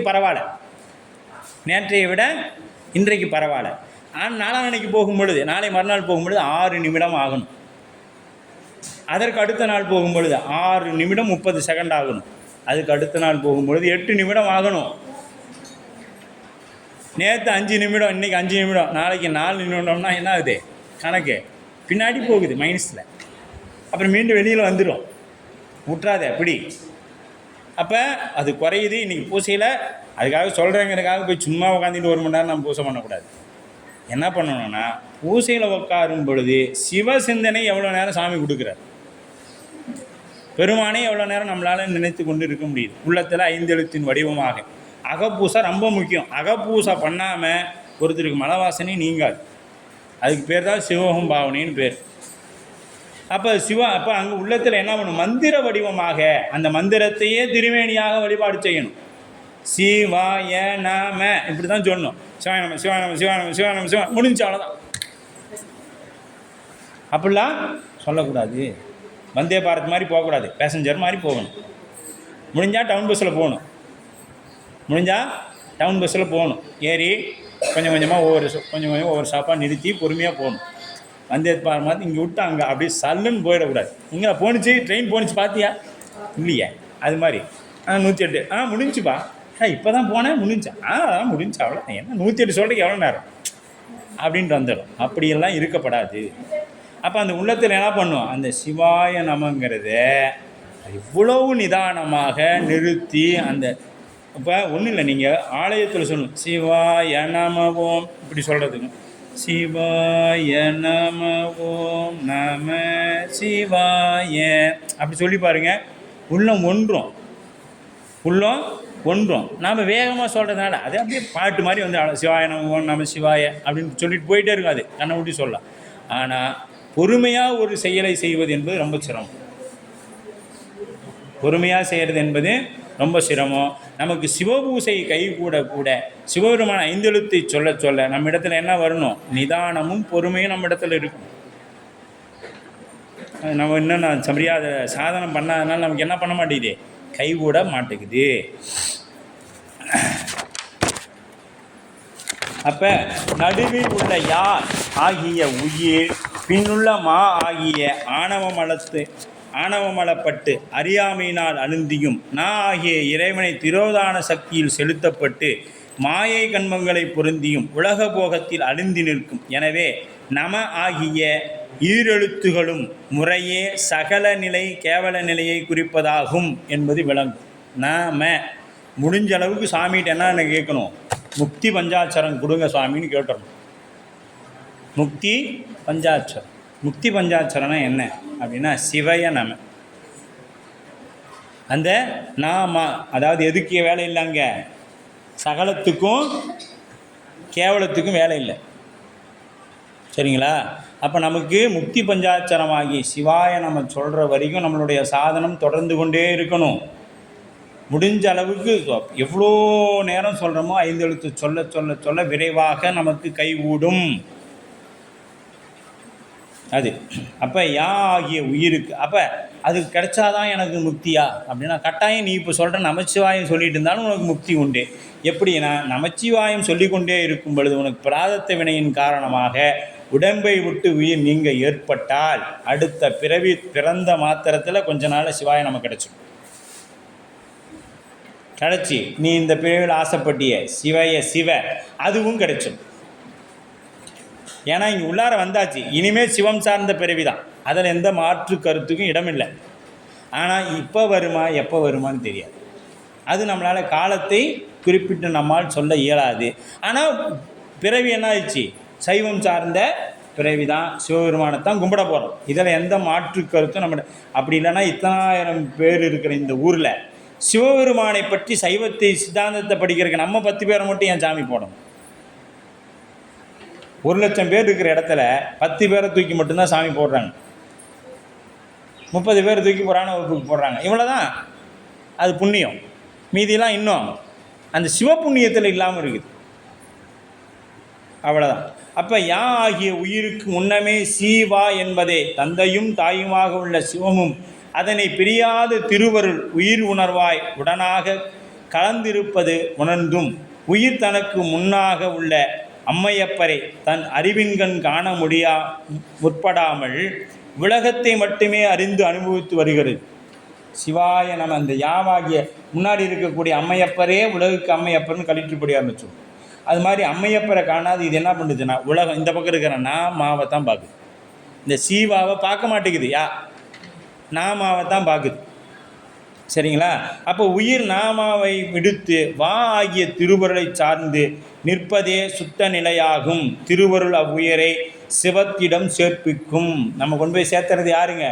திருவருள் சக்தி தான் போய் நம்ம சிவத்திடம் சேர்ப்பிக்கும். சிவத்தில் அழுந்தி நிற்றலே இன்புறு நிலையாகும்.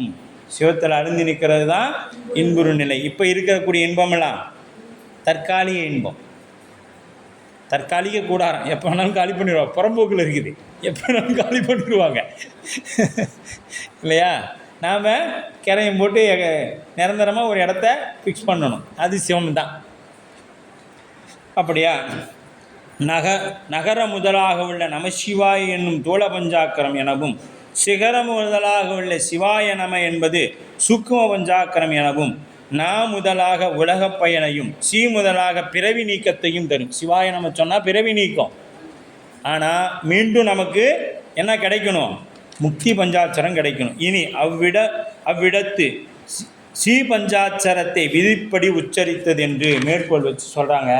மேற்கோளின் விளக்கம்: சாதகன் அசத்தை அசத்து என்று கண்டு நீக்கி அதனால் ஞானக்கண்ணை பெற்று அந்த ஞானக்கண்ணினால் சிவத்தை கண்ட அவ்விடத்து திரு ஐந்தெழுத்தை விதிப்படி உச்சரிக்க என்றார் ஆசிரியர். முக்தி பஞ்சாக்கரம் அப்படின்றார். முக்தி பஞ்சாக்கரம் நூற்பாவில் பாச ஒருவுதல் என்பதாகும். பதியை ஞானக்கண்ணினால் சிந்தையில் நாடுதல் என்பது கூறப்பட்டுள்ளன. பாசம் ஒருவ அப்படின்னா என்றதனால் ஐந்தெழுத்தில் உள்ள பாச எழுத்துக்களாகிய பாச ஒருவ அப்படின்னா ஐந்தெழுத்தில் உள்ள பாச எழுத்து எது? நா மா அப்படிங்கிற பாச எழுத்து என்பவற்றை நீக்கிவிட வேண்டும் என்பது விளங்கும். பதி ஞானம் கண்ணினால் சிந்தை நாடுக என்பதனால் அப்பொருளை தரும் எழுத்துக்களாகிய சிவய என்னும் மூன்றுமே கொள்ளுதல் உரியன என்பது விளங்கும். எனவே இவ்விடத்தில் ஓதுவதற்குரிய சிவய என்பதாகும். இது முக்தி பஞ்சாட்சரம் எனப்படும். அதி சூக்கும பஞ்சாக்கரம் எனவும் படும். எனவே இதனையே மேற்கோள் ஸ்ரீபஞ்சாக்கரம் என்று குறிப்பிட்டார் ஆசிரியர் அப்படிங்கிறாங்க. அது முதல் குரு முதலால் அறிந்தத்தக்கது. இப்போ சிவய சிவ சொன்னாதான் முக்தி பஞ்சாட்சரம். நாம் என்ன பண்ணக்கூடாது? நாமளே போய் சொல்லிடக்கூடாது. இப்போ குருநாதர் இடத்துல நமக்கு என்ன மந்திரம் உபதேசிக்கப்பட்டதோ அதை சொல்லி கொண்டு வந்தால் அது சாதனம் பெற்ற பிறகு நமக்கு என்ன கிடைக்கும்? சிவய சிவ கிடைக்கும். அதில் எந்த மாற்று கருது? அது குரு முதல்வன் அறியத்தக்கது. ஆதலால் விளங்கி கூறாமல் விதிப்படி என்றார். குருநாதர் சொன்னபடி விதிப்படி இப்போ சொல்லு. மலவாசனையால் உலகை நோக்க நேருமாயின் அதை நீக்கி பதியை ஞானக்கண்ணால் கண்டு நிற்றலை சாதிப்பதற்குரியது அந்த முறையை அமைத்த முக்தி பஞ்சாக்கரமே என்பது விளங்கும். இதை இப்போ ஏதோ ஒரு காரணம் பொருட்டு தீக்கை பெற்றுட்டோம், சிவபூஜை பண்ணிட்டோம், நமக்கு மீண்டும் என்னாச்சு? உலகப் பொருள்களின் மீது நாட்டம் ஏற்படுகிறது என்றால் மலவாசனையின் காரணமாக அதை திருவருள் சிவோகம் பாவனையினால் நம்மால் நீக்கிக்கொள்ள முடியும். சிவபெருமானை பிடிப்பதனால நம்மால் அதை நீக்கிக்கொள்ள முடியும் என்று சொல்கிறாங்க. அப்போ 2 நோக்கங்கள். ஆன்மா ஞான நெறியில் சொல்லுங்கால் பல்வேறு நிலைகளில் ஆங்காங்கே திரு ஐந்தெழுத்தை ஓதுதல் சாதனமாய் அமைத்து அந்நிலைக்கு ஏற்ற பயனை தந்து நிற்கும். திரு ஐந்தெழுத்தை ஓதுதல் 2 நோக்கங்களா என பொதுவாக கூறலாம். 1. பதிஞானத்தை பெறுவதற்கு முன்பு அதனை பெறும் நிலை கைகூடும். பதிஞானத்தை பெறுவதற்கு முன்பு அதனை பெறும் நிலை கைகூடும் பொருட்டு திரு ஐந்தெழுத்தை ஓதுதல். அப்புறம் பதிஞானத்தை பெற்ற பின்பு மலவாசனை தாக்காதவாறு நீக்கும் பொருட்டு முக்தி பஞ்சாக்கரம் அதனை ஓதுதல். இப்போ அதுக்கு முன்னாடி வரைக்கும் என்னாச்சுங்க? உலக நமசிவாய சொல்லிட்டு இருந்த நமக்கு சிவாய நமக்கு கிடச்சிருச்சு. அப்போ சிவாய நமக்கு கிடைச்சதோடு விட்டுறலாமானா இல்லை. அடுத்து நாம் என்னத்துக்கு சிந்திக்கணும்? மலவாசனை தாக்காது இருக்கக்கூடிய சிவய சிவத்துக்கு நாம் முயற்சி பண்ணணும், அதுக்கு சாதனை பண்ணணும். அப்போ ஓதும் முறை, மந்திரத்தை உச்சரிக்கும் முறை மௌனம். உச்சரிக்கும் முறை மௌனம், மெல்ல சொல்லுதல், மந்தம், உரைக்க சொல்லுதல். இப்போ மந்திரத்தை நாம் எப்படி சொல்லணும்? அதை எதுக்கு வலிமை அதிகம்? மௌனமாக உள்ளத்தில் மட்டும்தான் சொல்லணும், நாவே அசையக்கூடாது. அதுக்கு தான் மௌனம்னு பேர். நாக்கு அசையாமல் சொல்லணும், இது மௌனம். மந்தம்னா மெல்ல சொல்கிறது, நமசிவா நமசிவா அப்படின்னு சொல்கிறது, மெல்ல சொல்கிறது, நம்ம காது கேட்குற மாதிரி. நாம் நமசிவாயன்னு சொல்கிறது நம்ம காதுக்கே கேட்காமல் இருக்கிறது ஒன்று. இன்னொன்று நமசிவாயன்னு சொல்கிறது நம்ம காது கேட்குற மாதிரி சொல்கிறது ஒன்று. இன்னொன்று நமசிவாய, இது உரைத்தல், உரைக்க சொல்கிறது. இப்போ இதில் எதுக்கு வலிமை அதிகம் அப்படின்னா மௌனமாக சொல்லி கொண்டிருப்பதற்கு தான் வலிமை அதிகம். யார் காதுலையும் கேட்கக்கூடாது, நம்ம காதுக்கே கேட்கக்கூடாது, அப்படி சொல்கிறதுக்கு தான் வலிமை அதிகம். அப்போ முக்தி பஞ்சாக்கரமாகிய மந்திரத்தை உச்சரிக்கும் முறை 3 அன்று சுத்த மனமும் எனப்படுகிறது. அறிவால் கணித்தலே இங்கு குறிப்பிடப்படுகிறது. இது மாதிரி சொன்னால் மட்டும் கிடச்சிருமானா? இல்லை. மனது தூய்மையாக இருக்க வேண்டும். மனது என்னவாக இருக்கணும்? தூய்மையாக இருக்கணும். அப்படி இருந்தால் தான், அப்படி கணிக்கிறது தான் உண்மையாக இருக்கும். அறிவால் கணித்தலே சிவோகம் பாவனையில் அழுந்தி நின்று முக்தி பஞ்சாத்தரத்தால் நினைப்பிக்கப்படும் பொருளின் தன் அறிவை நிறுத்துதல். ஆசிரியர் எண்ணாது எண்ணுக, எண்ணாது எண்ணுக, நினையாமல் நினைதல். கல்லாரின் புனையமர்ந்து நான்மறை ஆரங்க முதல் கற்ற கேள்வி வல்லார்கள் நால்வருக்கும் வாக்கிறந்த பூரணமாய் மறைக்கு அப்பாலா எல்லாமாய் அல்லதுமாய் இருந்ததனை இருந்தபடி இருந்து காட்டி சொல்லாமல் சொன்னவரை நினையாமல் நினைந்து. இப்போ என்ன சொல்லாமல் இந்த நம்ம பார்க்குறோமே, சொல்லாமல் நான் கல்லாடின் புனையமர்ந்து, இவர் தான் அது, இதுக்கு ஒரு பாடல் தான் அது, தட்சிணாமூர்த்திக்கு தென்முக பரமன். இப்போ ஏதோ என்னத்தை சொல்லாமல் இவர் இங்கே சொல்லிட்டு இருக்கிறாரு. இப்போ நான் முதல் வகுப்புலேயே இதை சிந்தித்தோம். சொல்லாமல் சொல்கிறாரு, இப்படி வச்சுக்கிறாரு. என்ன சொல்கிறாரு? ஆணவம் ஆணவம் கண்மம் மாயை என்கின்ற இந்த மூன்றை விட்டுட்டு உயிராகிய நீ பதியாகிய என்னை பிடித்தால் இது மூணும் உன்ட்ட வராது. ஆணவம் கண்மம் மாயை விட்டுட்டினாதான் நீ என்னை பிடிக்க முடியும். அதே மாதிரி இவர் இந்த இந்த விரல் இப்படியே இருந்துச்சுன்னா இது போய் தொட முடியுமானா முடியவே முடியாது. அப்போ இறைவன் நீ விட்ட உடனே என்ன பண்ணுவான்? உன்னை பிடிக்க வந்துடுவான். அப்போ தான் இறைவன் வந்தால் தான் நம்ம அதை பிடிக்க முடியும். இறைவன் வரலனா நம்மளால் பிடிக்கும். அப்போ இறைவன் வரணும்னா நாம் முதல்ல இந்த மூணையும் விட்டுட்டு இங்கே வரணும். வந்தால் இறைவன் வந்துடுவான் இல்லையா? அதுதான் சொல்லாமல் சொன்னவரை நினையாமல் நினைந்து. அப்புறம் நினையாமல் எப்படிங்க நினைக்கிறது? சொல்லாமல் சொல்லணும்னு இது சொல்லிவிட்டீங்க, அப்போ நினைக்காமல் நான் எப்படிங்க நினைக்கிறது அப்படின்னா, நான் நினைக்கின்றேன் என்று நினைப்பறந்து சிவம் என்னை நினைப்பிக்கின்றது அப்படின்னு நினைக்கும். அதுதான் என் செயலாவது யாதொன்றும் இல்லை இனி தெய்வமே நின் செயலே என்றெண்ணி உணரப் பெற்றேன். இந்த ஊனெடுத்த பின் செய்த தீவினை யாதும் ஒன்றும் இல்லை. பிறப்பதற்கு முன் செய்த தீவினையோ இங்கனே வந்து மூண்டதுவே. பட்டினத்தடிகள் பாட்டு. சாமி, இப்போ நாம் பிறக்கிறோன்னா எப்போ?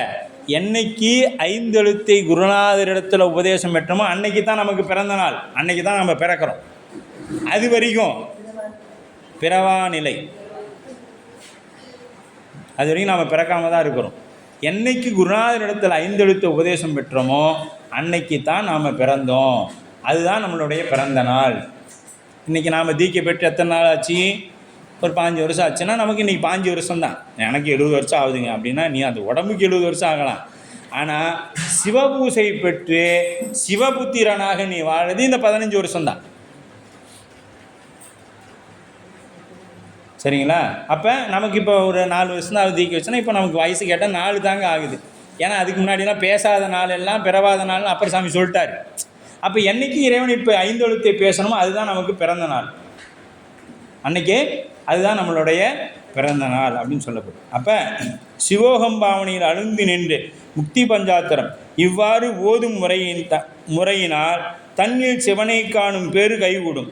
மலவாசனை எல்லாம் நீங்கி ஆன்மா தூய்மையுறும். மலவாசனை நீங்கி ஆன்மா தூய்மையுறும்.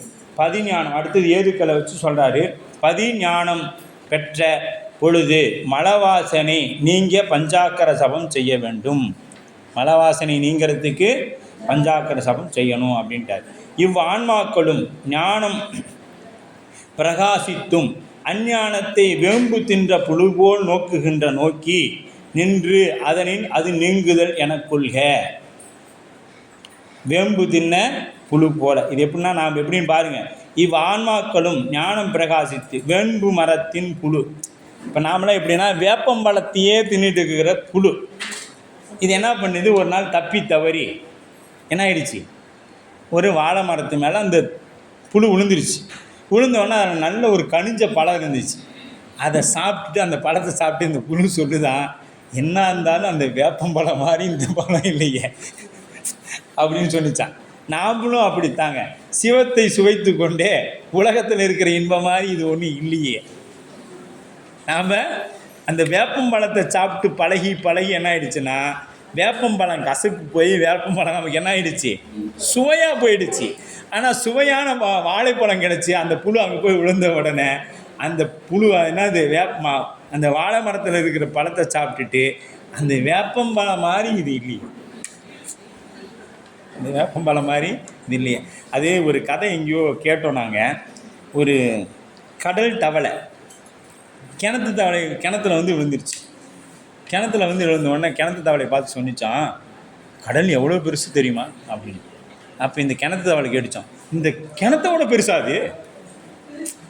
இந்த கிணத்து தவளை கேட்டுச்சான், இந்த கிணத்தோட கடல் பெருசோ அப்படின்னு. அதுபோலத்தான் நாமளும் சிவத்தை பற்றி அறியாததுனால என்ன பண்ணுறோன்னா, அந்த சுவை நமக்கு தெரியல. அது மாதிரி அதுபோல்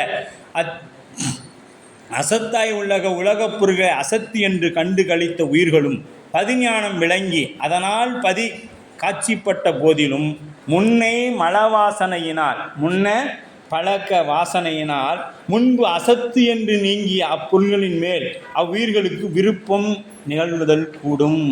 பாருங்க, ஞானி ஆகிட்டாலும் இது வந்துடுங்க, மலை வாசனை வந்துடும். எவ்வளோ பாதுகாப்பாக இருக்கணும்னு பார்த்துக்குங்க. அப்போ இடைவிடாது எப்படி சிவத்தோட 5 எழுத்து சொல்லணும்னு பாருங்கள். ஏன்னா அவ்வாறு நிகழாமல் அப்பழக்க வாசனை நீங்கி கொள்ளுதற்கு இங்கு திரு 5 எழுத்தை விதிப்படி உச்சரிக்கும். யாரெல்லாம் நாம் விதிப்படி உச்சரிக்கலையோ நம்மளை என்ன ஆகிடும், மலை வாசனை தாக்கிட்டே இருக்கும். மலை வாசனை தாக்கி கடைசியில் மலமே நம்மை வந்து பிடிச்சிட மாதிரி ஆகி போயிடும். அப்போ விதிப்படி 5 எழுத்தை நாம் குருநாதர் சொன்ன பிரகாரம் உச்சரிக்கணும். உச்சரித்தால் மட்டும்தான் நம்ம என்ன பண்ண முடியும், முன்னை பழக்கங்களிலிருந்து நம்மால் விடுபட முடியும் அப்படின்னு ஏது கொண்டு விளக்கு. நோக்குகின்ற நோக்குதல் முன்பு நோக்கி இருந்து விட்டதனை அவாவுதலும் நோக்குதலாகும். கண்ணார் நோக்காது கருத்தால் நோக்குதலாகும். இப்போ என்ன பார்க்கணும், கண்ணால் பார்க்காம கருத்தால் பார்க்கணும். கருதல் அப்படிங்கிற கருத்தால் பார்க்கணும். நோக்கரிய நோக்கே நுணுக்கரிய நுண்ணுணர்வே அப்படின்னு கண்ணால் பார்க்கணும். அப்போ தினைத்தனைய உள்ள பொழுது பூவினில் தேன் உண்ணாதே. திருவாசகத்தில் வருது இந்த பாடல். எதில்? கோத்தும்பியில் வரும். தினைத்தனையே உள்ளதோர் பூவினில் தேன் உண்ணாதே நினைத்தோறும் காண்தோறும் பேசுந்தோறும் எப்போதும் அனைத்தெலும்பு உள்ளுநெக ஆனந்த தேன் சொரியும் புனிப்புடையானுக்கே சென்றூதாய் கொத்தும்பி அப்படின்னு. அப்போ தினைத்தனையே உள்ளதோர் தேனினை உள்ளா. இப்போ தேன் ஒரு பாத்திரத்தில் இருக்குது, நமக்கு இந்த சிவாய நமங்கிற பாத்திரத்தில் இருக்குது. அதை நாம் உண்ணாமல் என்ன பண்ணுறோம், போய் தனித்தனியாக ஒவ்வொரு மலர்லையும் உட்காந்து எடுக்கணும் அப்படின்னு நினைக்கிறோம். தினைத்தனைய பூவினில் தேன் உண்ணாதே நினைதோறும் காணுந்தோறும் பேசும்போதும் எப்போதும் அனைத்தெலும்புட. இது எலும்பே உருகிற அளவுக்கு நம்மகிட்ட என்ன இருக்குது, சிவம் இருக்குது. வண்டு பூவியில் தேனை நாடாது பெருமானது திருவடி தாமரையில் சென்று ஊதினால் பெரும் பயன் எய்தும் என்பது இந்த பாட்டில் கூறப்படுது அப்படின்னு சொல்லப்படுது. அடுத்து எடுத்துக்காட்டு.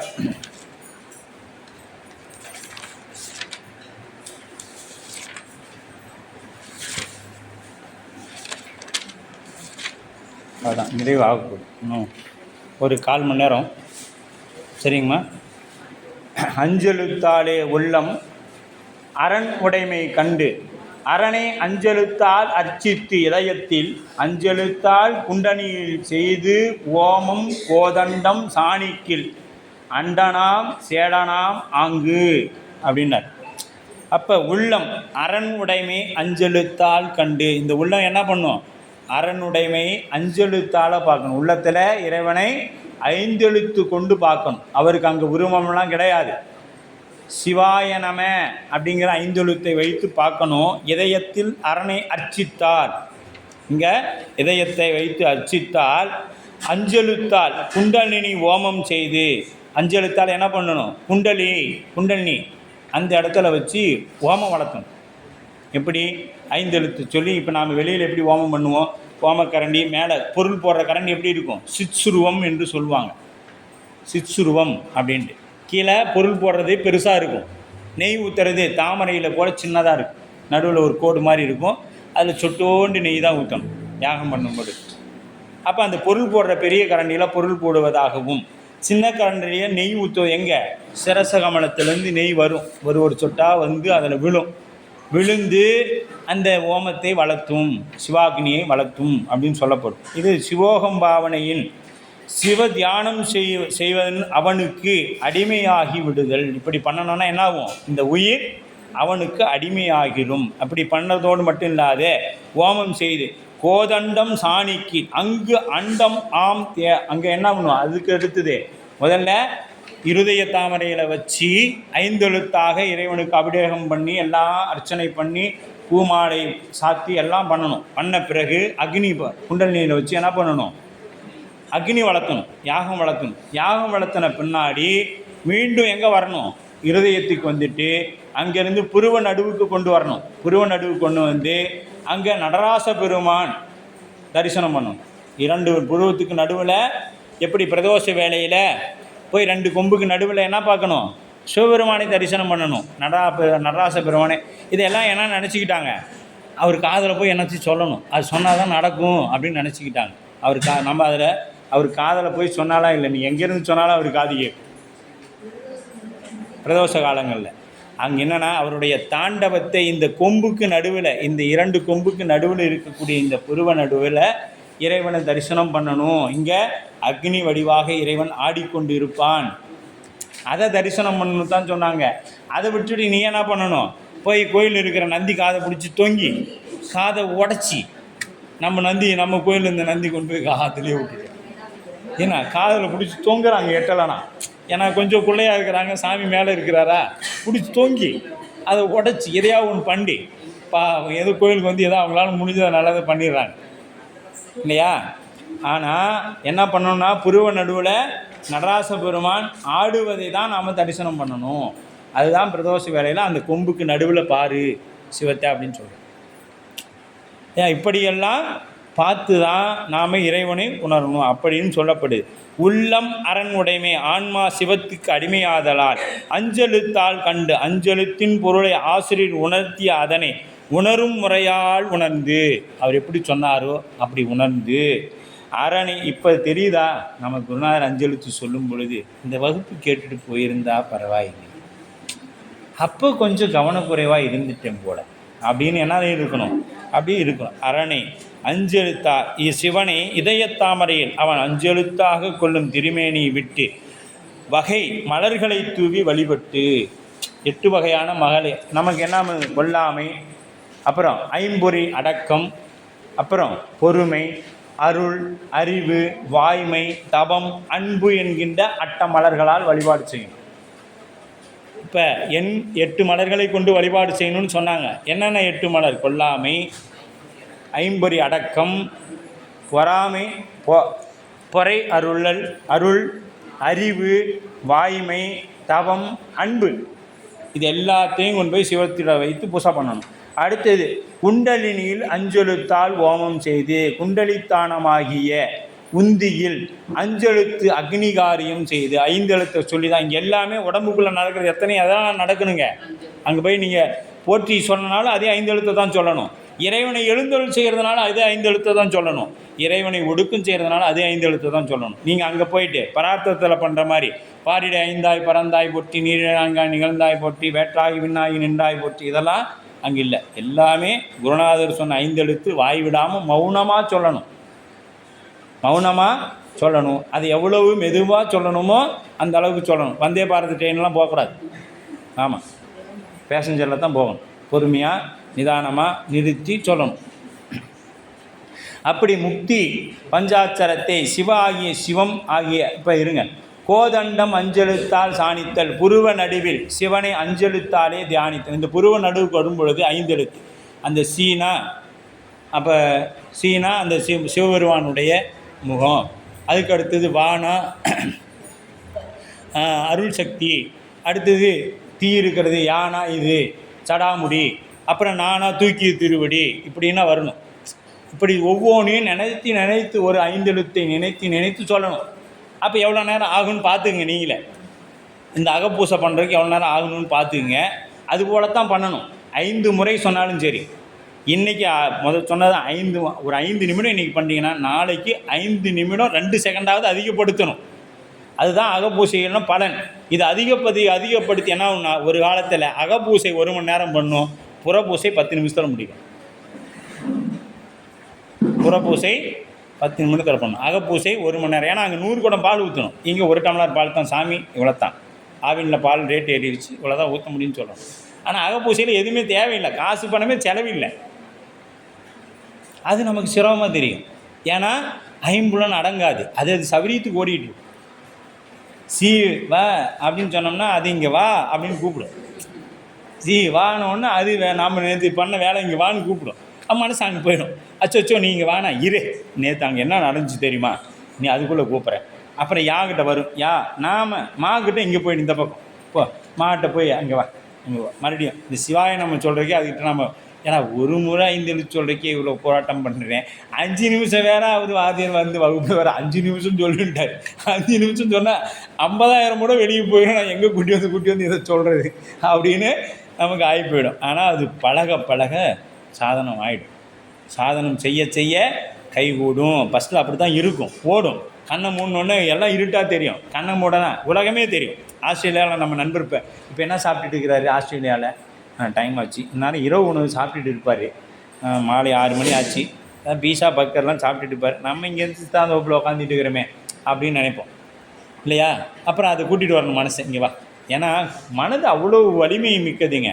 அதனால தான் கந்தபுராணத்தில் சொல்லும் பொழுது முருகன் சூரபத்மனை இது வீரபாகு தேவரை பார்த்து சொல்லுவார், மனதை விட வேகமாக செலுத்து அப்படின்னு சொல்லுவார். எதை? அந்த 1000 லட்சம் குதிரை பூட்டி அந்த ரதத்தை சொல்கிறாரு, மனதை விட வேகமாக செலுத்து அப்படிங்கிறார். ஏன்னா மனது இப்போ நினச்சா நமக்கு அமெரிக்காவுக்கு போயிடும். நம்ம எங்கே இதுக்கு முன்னாடி அமெரிக்கா போயிட்டு வந்திருந்தோம்னா அந்த இடத்துல போய் ஐஸ்கிரீம் சாப்பிட்டோம்னா அங்கே வந்து எத்தனையோ டாலர் இப்போ அந்த ஐஸ்கிரீம் அப்படின்னு சொல்லிட்டு அங்கே போயிடும். அது மறுபடியும் கூட்டிகிட்டு வரணும், இங்கே வா, அங்கே போகாத அப்படின்னு சொல்லி. இப்படி தான் இந்த மனசு பண்ணும். பழசெல்லாம் நினைக்கும், போன பிறகு வாசனை குழந்தை நினைவு வந்தாலும் வரலாம் சில பேருக்கு. அதெல்லாம் போய் அங்கெல்லாம் சுற்றிட்டு வரும். அதெல்லாம் நாம் என்ன பண்ணோம், கூட்டி வந்து அங்கெல்லாம் இல்லைப்பா, அதெல்லாம் பொய், ஏமாத்துது உனைய, நம்பாத அப்படின்னு சொல்லி கூட்டி வந்து உட்கார வைக்கணும். உட்கார வச்சா மறுபடியும் இப்படியே பண்ணும். இப்படி பண்ணி பண்ணி பண்ணி பண்ணி பழக பழக என்ன ஆகுனா, ஒரு காலத்தில் அது அப்படியே அடங்கி நின்று, அவ்வளோதான். இது எங்கே போனாலும் இவன் விடுற மாதிரி இல்லை, கொஞ்ச காலம் இவனோடைய குப்பை கொட்டலான்னு அது என்ன ஆகிடும், அப்படியே நம்ம கூடவே இருக்க ஆரம்பிச்சிடும். இவன் எப்படியோ நம்மளை விட்டு போக போகிறதில்லை, அதனால் விடு, இவனுடைய எப்படி உப்பு கொட்டி போவோம் அப்படின்ட்டு வந்துடும். அப்போ முன்னம் நிற்பது தலைமை பொருளும் பின்னம் நிற்பது அடிமை பொருளும் ஆதலின் ஆன்மா சிவனுக்கு அடிமையாய் நிற்பது உண்மை. அரண் அடிமை, அரண் உடைமை அப்படிங்கிறது. அரண் உடைமை முக்தி பஞ்சாத்தரத்தில் சீவாகிய சிவமும் வாவாகிய அருளும் முன் நிற்க யா ஆகிய உயிர் அவற்றின் பின் நிற்கிறது. முன் நிற்பது தலைமை பொருள், முன்னாடி நிற்கிறது தலைமை பொருள். அதனால் என்னாச்சு, நாம் அதற்கு அடிமை அப்படின்ட்டு. அப்போ ஞான பூசை அப்படிங்கிறார். இங்கு கூறப்பட்டுள்ளது அக வழிபாடு ஆகும். இது வரைக்கும் சொன்னது எதை பற்றி சொல்கிறாரு, அகப்பூசையை பற்றி சொல்கிறார். உள்ளத்தில் பெருமான், இதெல்லாம் ரொம்ப முக்கியமான பாடம். நாம் என்ன பண்ணணும், இதை பயிற்சி செய்யணும். சிவபூசை எடுத்த நண்பர்கள் செய்யணும். இல்லைங்க நான் சிவபூசை எடுக்கலை, சமயம் தான் எடுத்துருக்கிறேன்னாலும் சமயம் எடுத்தவர்களும் இதை முயற்சி பண்ணுங்க. முயற்சி ஆகினா என்ன ஆகும், அடுத்தது நமக்குள்ள இப்படியாவது சிவபூசை எடுக்கணுங்கிற ஒரு ஆர்வம் நம்ம இடத்துல மிகும். அது வந்த பண்ண அடுத்தது எப்படியாவது எடுக்கிறதுக்கு உண்டான அடுத்த கட்ட நடவடிக்கை அதுக்கு மேலே போகும். ஞானம் பெற்று விலகினை உவந்து நீக்கி மெய்ப்பொருளை கண்டோம் அது நிலைத்து நிற்றல் பொருட்டு செய்யும் வழிபாடு இது ஞான பூசை எனவும். ஞான பூசைக்குரிய மந்திரம் 5 எழுத்தே ஆகும். ஆக அர்ச்சனை, ஓமம், தியானம் 3ம் இம்மந்திரங்களாலே செய்யப்பட வேண்டும். அர்ச்சனை பண்ணாலும் உள்ளார் சாமி 5 எழுத்துன்னு நிறுத்திட்டீங்க, அபிஷேகம் முடித்து என்னென்ன மலர்லாம் வைக்கணுமோ அதெல்லாம் மலர்லாம் வச்சுட்டோம். இந்த மாலை 1க்கு 4 சாத்திட்டோம். அப்புறம் மாலை இந்த மாலை சரமாலை, அப்புறம் கொன்றை போட்டுட்டோம், வில்வம் சாத்திட்டோம். இத்தனையும் சாத்திட்டு இப்போ சாமிக்கு அர்ச்சனை பண்ணோம். நான் சாமிக்கு ஊட்டணும், அங்கே போய் சலம்பு ஓடலாம் இல்லை, எல்லாமே 5 எழுத்து. சிவைய நம்மன்னு சொல்லி எல்லாமே 5 எழுத்துலேயே பண்ணணும். பண்ணி அப்புறம் அதுக்கு பின்னாடி அர்ச்சனை பண்ணணும். இப்போ சாமி அமுது விட்டுனா அர்ச்சனை பண்ணணுமில்ல, அடுத்து அர்ச்சனையும் சிவாய நம 5 எழுத்தையே சொல்லி அர்ச்சனை பண்ணணும். இவ்வளோ வேகமாலாம் போகக்கூடாது, மெதுவாக போகணும். சிவாய நம அப்படின்னு அர்ச்சனையை பண்ணிவிட்டு எப்படியோ முடிஞ்ச அளவுக்கு ஒரு 108 மலர்களையாச்சும் போட்டு அர்ச்சனை பண்ணணும். இல்லை நம்ம அன்பு ரொம்ப பெருசாக இல்லைனாலும் ஒரு 108 மலரை போடுவோம். சிவாய நம அப்படின்னு போட்டு அர்ச்சனையை பண்ணிவிட்டு அடுத்து அதுக்கு என்ன பண்ணணும், 12 திருமுறை பாடணும்னு தோணுது, அதுக்கும் 5 எழுத்து தான்.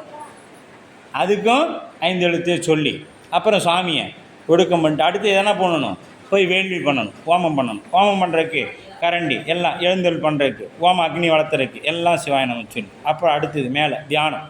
இங்கே புருவ நடுவில் நடராச பெருமானை நினைத்து தியானம் பண்ணணும். தியானம் பண்ணும் பொழுது அவரோட திருவடி தெரியணும்.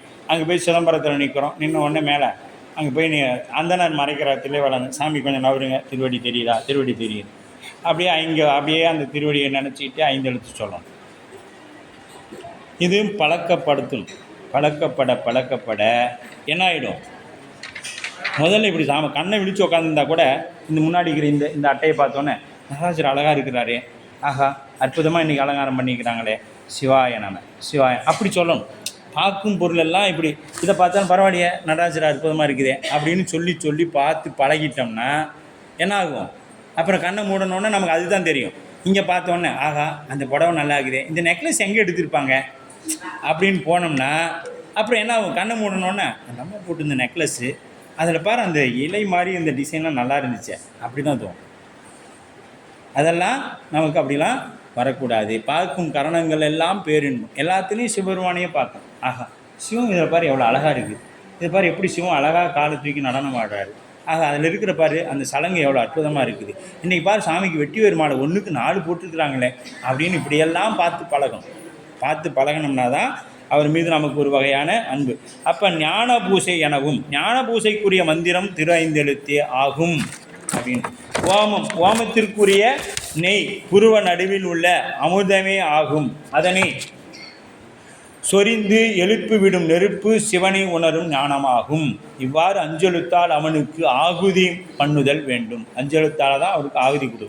அப்போ தியானம் என்பது புருவ நடுவில் செய்யப்படும் தியானத்தில் முக்தி பஞ்சாக்கரம் தத்துவமசி என்னும் உபநீதமாக வாக்கியத்திற்கு நேரானதாக சொல்லப்படும் தத்துவமசி என்கிறது ஆகமத்தில் இருக்குது. அது நீ ஆகின்றாய், தத்துவமசினா அது நீ ஆகின்றாய் அப்படின்னு. இப்போ இந்த இடத்துல நாம் என்ன பண்ணிடக்கூடாது, நாம சிவம்னு நினச்சிடக்கூடாது. சிவமா தன்மை பெறும், இதை ஆழமாக மனசில் வச்சுக்கிடணும். ஆமாம், இதில் முப்பொருள் அது என பொதுவாக வைத்து கூறப்பட்டுள்ளது. இதனை முக்தி பஞ்சாக்கரம் சிவம் என சிறப்பாக வைத்து கூறுதலும் தத்து அது என்னும் பதத்தின் பொருளே சிகரத்தால் குறிப்பிடப்படுகிறது. துவம் நீ என்று பதத்தின் பொருளே யகரமாக சொல்லப்படுகிறது. அசி ஆகின்றா என்னும் இணைப்பு மொழியின் பொருளே மகரமாக குறிப்பிடப்படுகிறது. முக்தி பஞ்சாட்சரத்தை கொண்டு செய்யும் தியானமே சிவோகம் பாவனை எனப்படும்.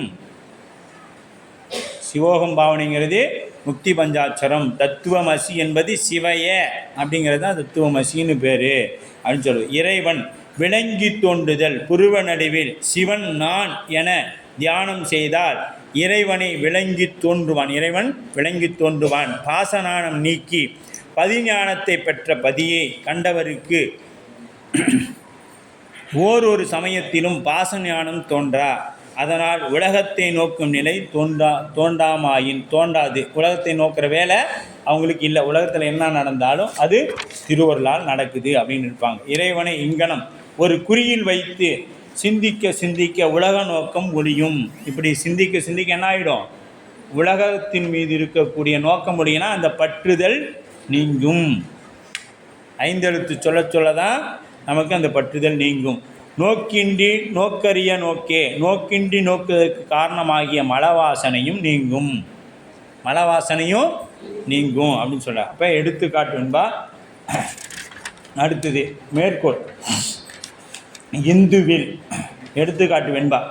மேற்சொல்லிய மந்திரம் பாவனை கிரியையாகிய சாதனையில் நின்ற போது சிவ ஆன்மாவில் விளங்கி நிற்கும் முறையை ஓமையில் வைத்து இங்கு விளக்கி காட்டுகிறார். இங்கே ஆசிரியர் விளக்கி காட்டுறார். எப்படின்னா, இன்னும் ஒரு 1/4 மணி நேரம் ஆயிடும் போல தான் தெரியுது. கொஞ்சம் வயிற்று பசி பொறுத்து கொள்ளுங்கள். ஏன்னா ஒரு நூற்பாவை முடிச்சிட்டோம்னா அடுத்த நூற்பா கொஞ்சம் எளிமையாக போயிடும். அதனால் இந்துவில் உங்களுக்கு ஏதாவது காலதாமதம் ஆகுதா?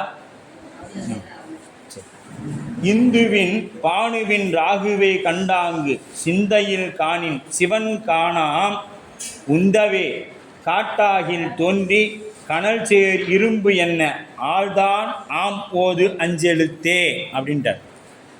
இப்போ இந்த 5 எழுத்து எப்படின்னா, வானத்தில் ஏனைய கோள்கள் எல்லாம் என்ன இருக்குது, உருவம் இருக்குது. புதன் வியாழன் இப்போ நாம் வேறு முகநூலில் பார்க்கலாம், தினைக்கும் போடுறாங்க. இந்த பக்கம் மாலை நேரங்களில் பார்த்தீங்கன்னா சுக்கிரன், அப்புறம் யார் இருக்கிறா, புதன் இருக்கிறாரு, அண்ணன் நட்சத்திரம் இருக்குதுன்னு போடுறாங்க.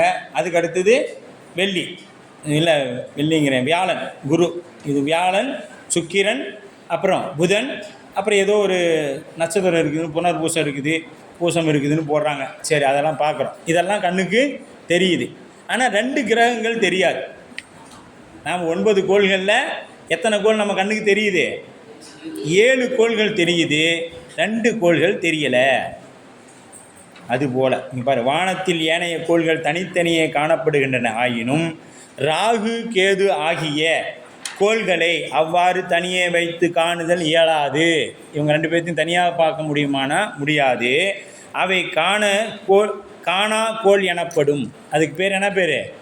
காணா கோள் எனப்படும். சந்திரனை மறைப்பதற்கு ராகு சந்திர கிரகணம் ஏற்படணும்.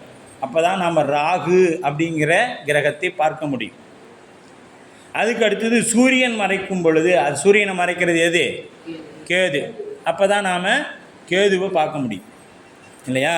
அப்போ மட்டும் இப்போ இது சூரிய சந்திர கிரகணத்தின் போது மட்டுமே தெரியக்கூடியதாக இருக்கும். மற்ற நேரங்களில் அது இருப்பு நமக்கு என்ன தெரியாது, அது இருப்பு நமக்கு தெரியாது. அதுபோல் காணப்படாத ராகு கேதுகளை கிரகணத்தில் காண்டார் போல உயிர் அறிவால் அறியப்படாத முதல்வன் நெஞ்சகத்தில் அஞ்செழுத்தால் அமையும் திருமேனியில் வைத்து நீ காண்டல் கூடும். அஞ்செழுத்தலை வச்சு தான் நீ காண முடியும். எப்படி அந்த ராகு கேதுவை வச்சு நீங்கள் கிரகணத்தின் போது பார்க்குறீங்களோ அதுபோல் கண்ணால் பார்க்க முடியாத இறைவனை 5 எழுத்து வைத்து நாம் நெஞ்சத்தாமரையில் வைத்து பார்க்கலாம். சாதனை செய்தார் விறகில் நெருப்பு, விறகுல நெருப்பு இருக்கிற மாதிரி நமக்குள்ள இறைவன் இருக்கிறான். அதை எப்படி காண முடியும்? விறகுல அந்த நெருப்பு ஏற்றும் பொழுது தான் வெளிப்படும். அது வரைக்கும் அது என்ன இருக்கும்? அமைங்கியே தான் இருக்கும். அதுபோல் ஆன்மா விளங்கி தோன்றா முதல்வன் இப்பொழுது அறிவின் அறிவாய் விளங்கி நிற்கின்றான். நெருப்பை சேர்ந்த இரும்பு போல. இந்த நெருப்பில் கொண்டு போய் ஒரு இரும்பை போட்டிங்கன்னா என்ன ஆகும்?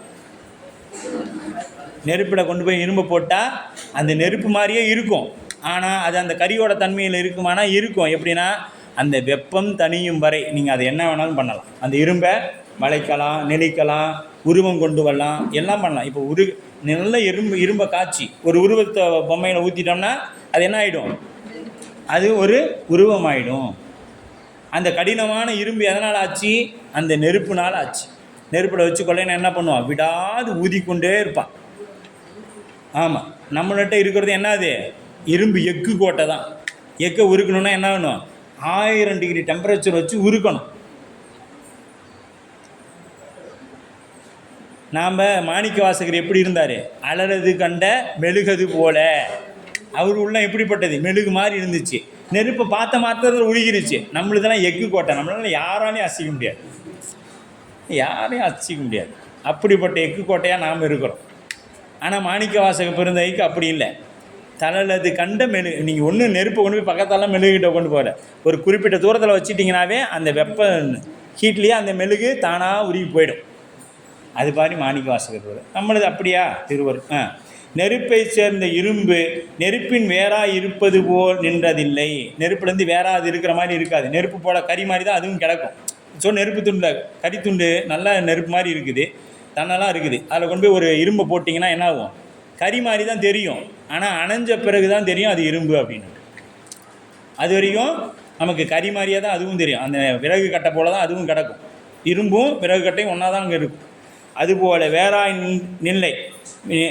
நில்லை விட்டு அந்நெருப்பின் அடங்கி நிற்கிறது. சிவகாட்சியை எய்திய ஆன்மாதான் ஆன்மாவாய் வேறாய் நில்லாது சிவனுக்கு அடிமையாய் அவனிடத்தில் அடங்கி நிற்கும். எப்படி அந்த நெருப்பில் இந்த இரும்பு துண்டு அடங்கி நிற்குதோ அதுபோல் இந்த ஆன்மா சிவனிடத்தில் அடங்கி நிற்கும் அப்படின்னு சொல்கிறார் ஆசிரியர். அப்போ ராகுவை அப்படின்னா பிற கோள்கள் போல காணப்படாத ராகு என்னும் கோள்களைப் போல் இந்துவில் பானுவில் காண்டாங்கு அப்படின்னா அவற்றின் பற்றப்படும் சந்திரனும் சூரியனும் வைத்து காண்டார் போல சிந்தையில் காணின் தன் உணர்வால் அறிவதாக சிவனை ஆன்மா தனது இதயத்தில் 5 எழுத்தால் அமையும் திருமேனியில் வைத்து காண்டல் உந்தவே நீர் கடைக்கோளை நாட்டிய கயிற்றினை காட்டி. இப்போ ஒரு மரத்தில் இந்த கும்பாபிஷேகம் செய்கிறதெல்லாம் பார்த்துருக்கிறீங்களா? நேரடியாக என்ன பண்ண மாட்டாங்க, தீக்குச்சி வைத்தோ அல்லது விளக்கு வைத்தோ அந்த நெருப்பை உண்டு செய்ய மாட்டாங்க. சூரியகாந்த கல் அதை வச்சு பண்ணுவாங்க. அப்படி இல்லைன்னா குவி லென்ஸை வச்சு என்ன பண்ணுவாங்க, அந்த வெப்பத்தை ஒருநிலைப்படுத்தி பஞ்சை கொளுத்தி அந்த பஞ்சிலிருந்து எடுத்துக்கூடிய நெருப்பை வச்சு தான் ஓமகுண்டம் வளர்த்துவாங்க, விளக்கு ஏற்றுவாங்க. இதெல்லாம் மரபு.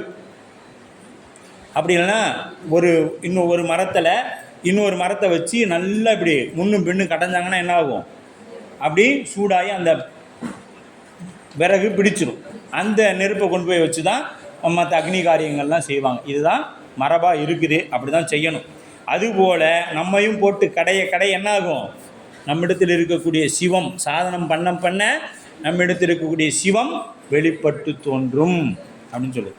அப்போ நெருப்பு விறகை அடைந்த பொழுது வெளிப்பட்ட தோன்றுதல் இறைவன் மந்திரத்தை விதிப்படி உச்சரிக்க வழி விளங்கி தோன்றுதற்கு உமையாக மந்திரங்கள் சொல்லப்படுகிறது.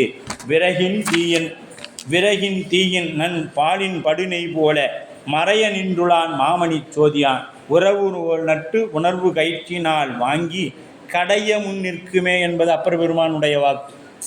நாம் எப்படி இருக்கிறோம், விறகின் தீயினன் நன் பாலினின் படு நெய் போல. நாம் பாலில் நெய் மாதிரி இருக்கிறோம். பாலில் நெய்னா என்ன பண்ணும், பாலை காய்ச்சி தயிராக்கி தயிரை கடைஞ்சோம்னா தான் நமக்கு வெண்ணெய் கிடைக்கும்.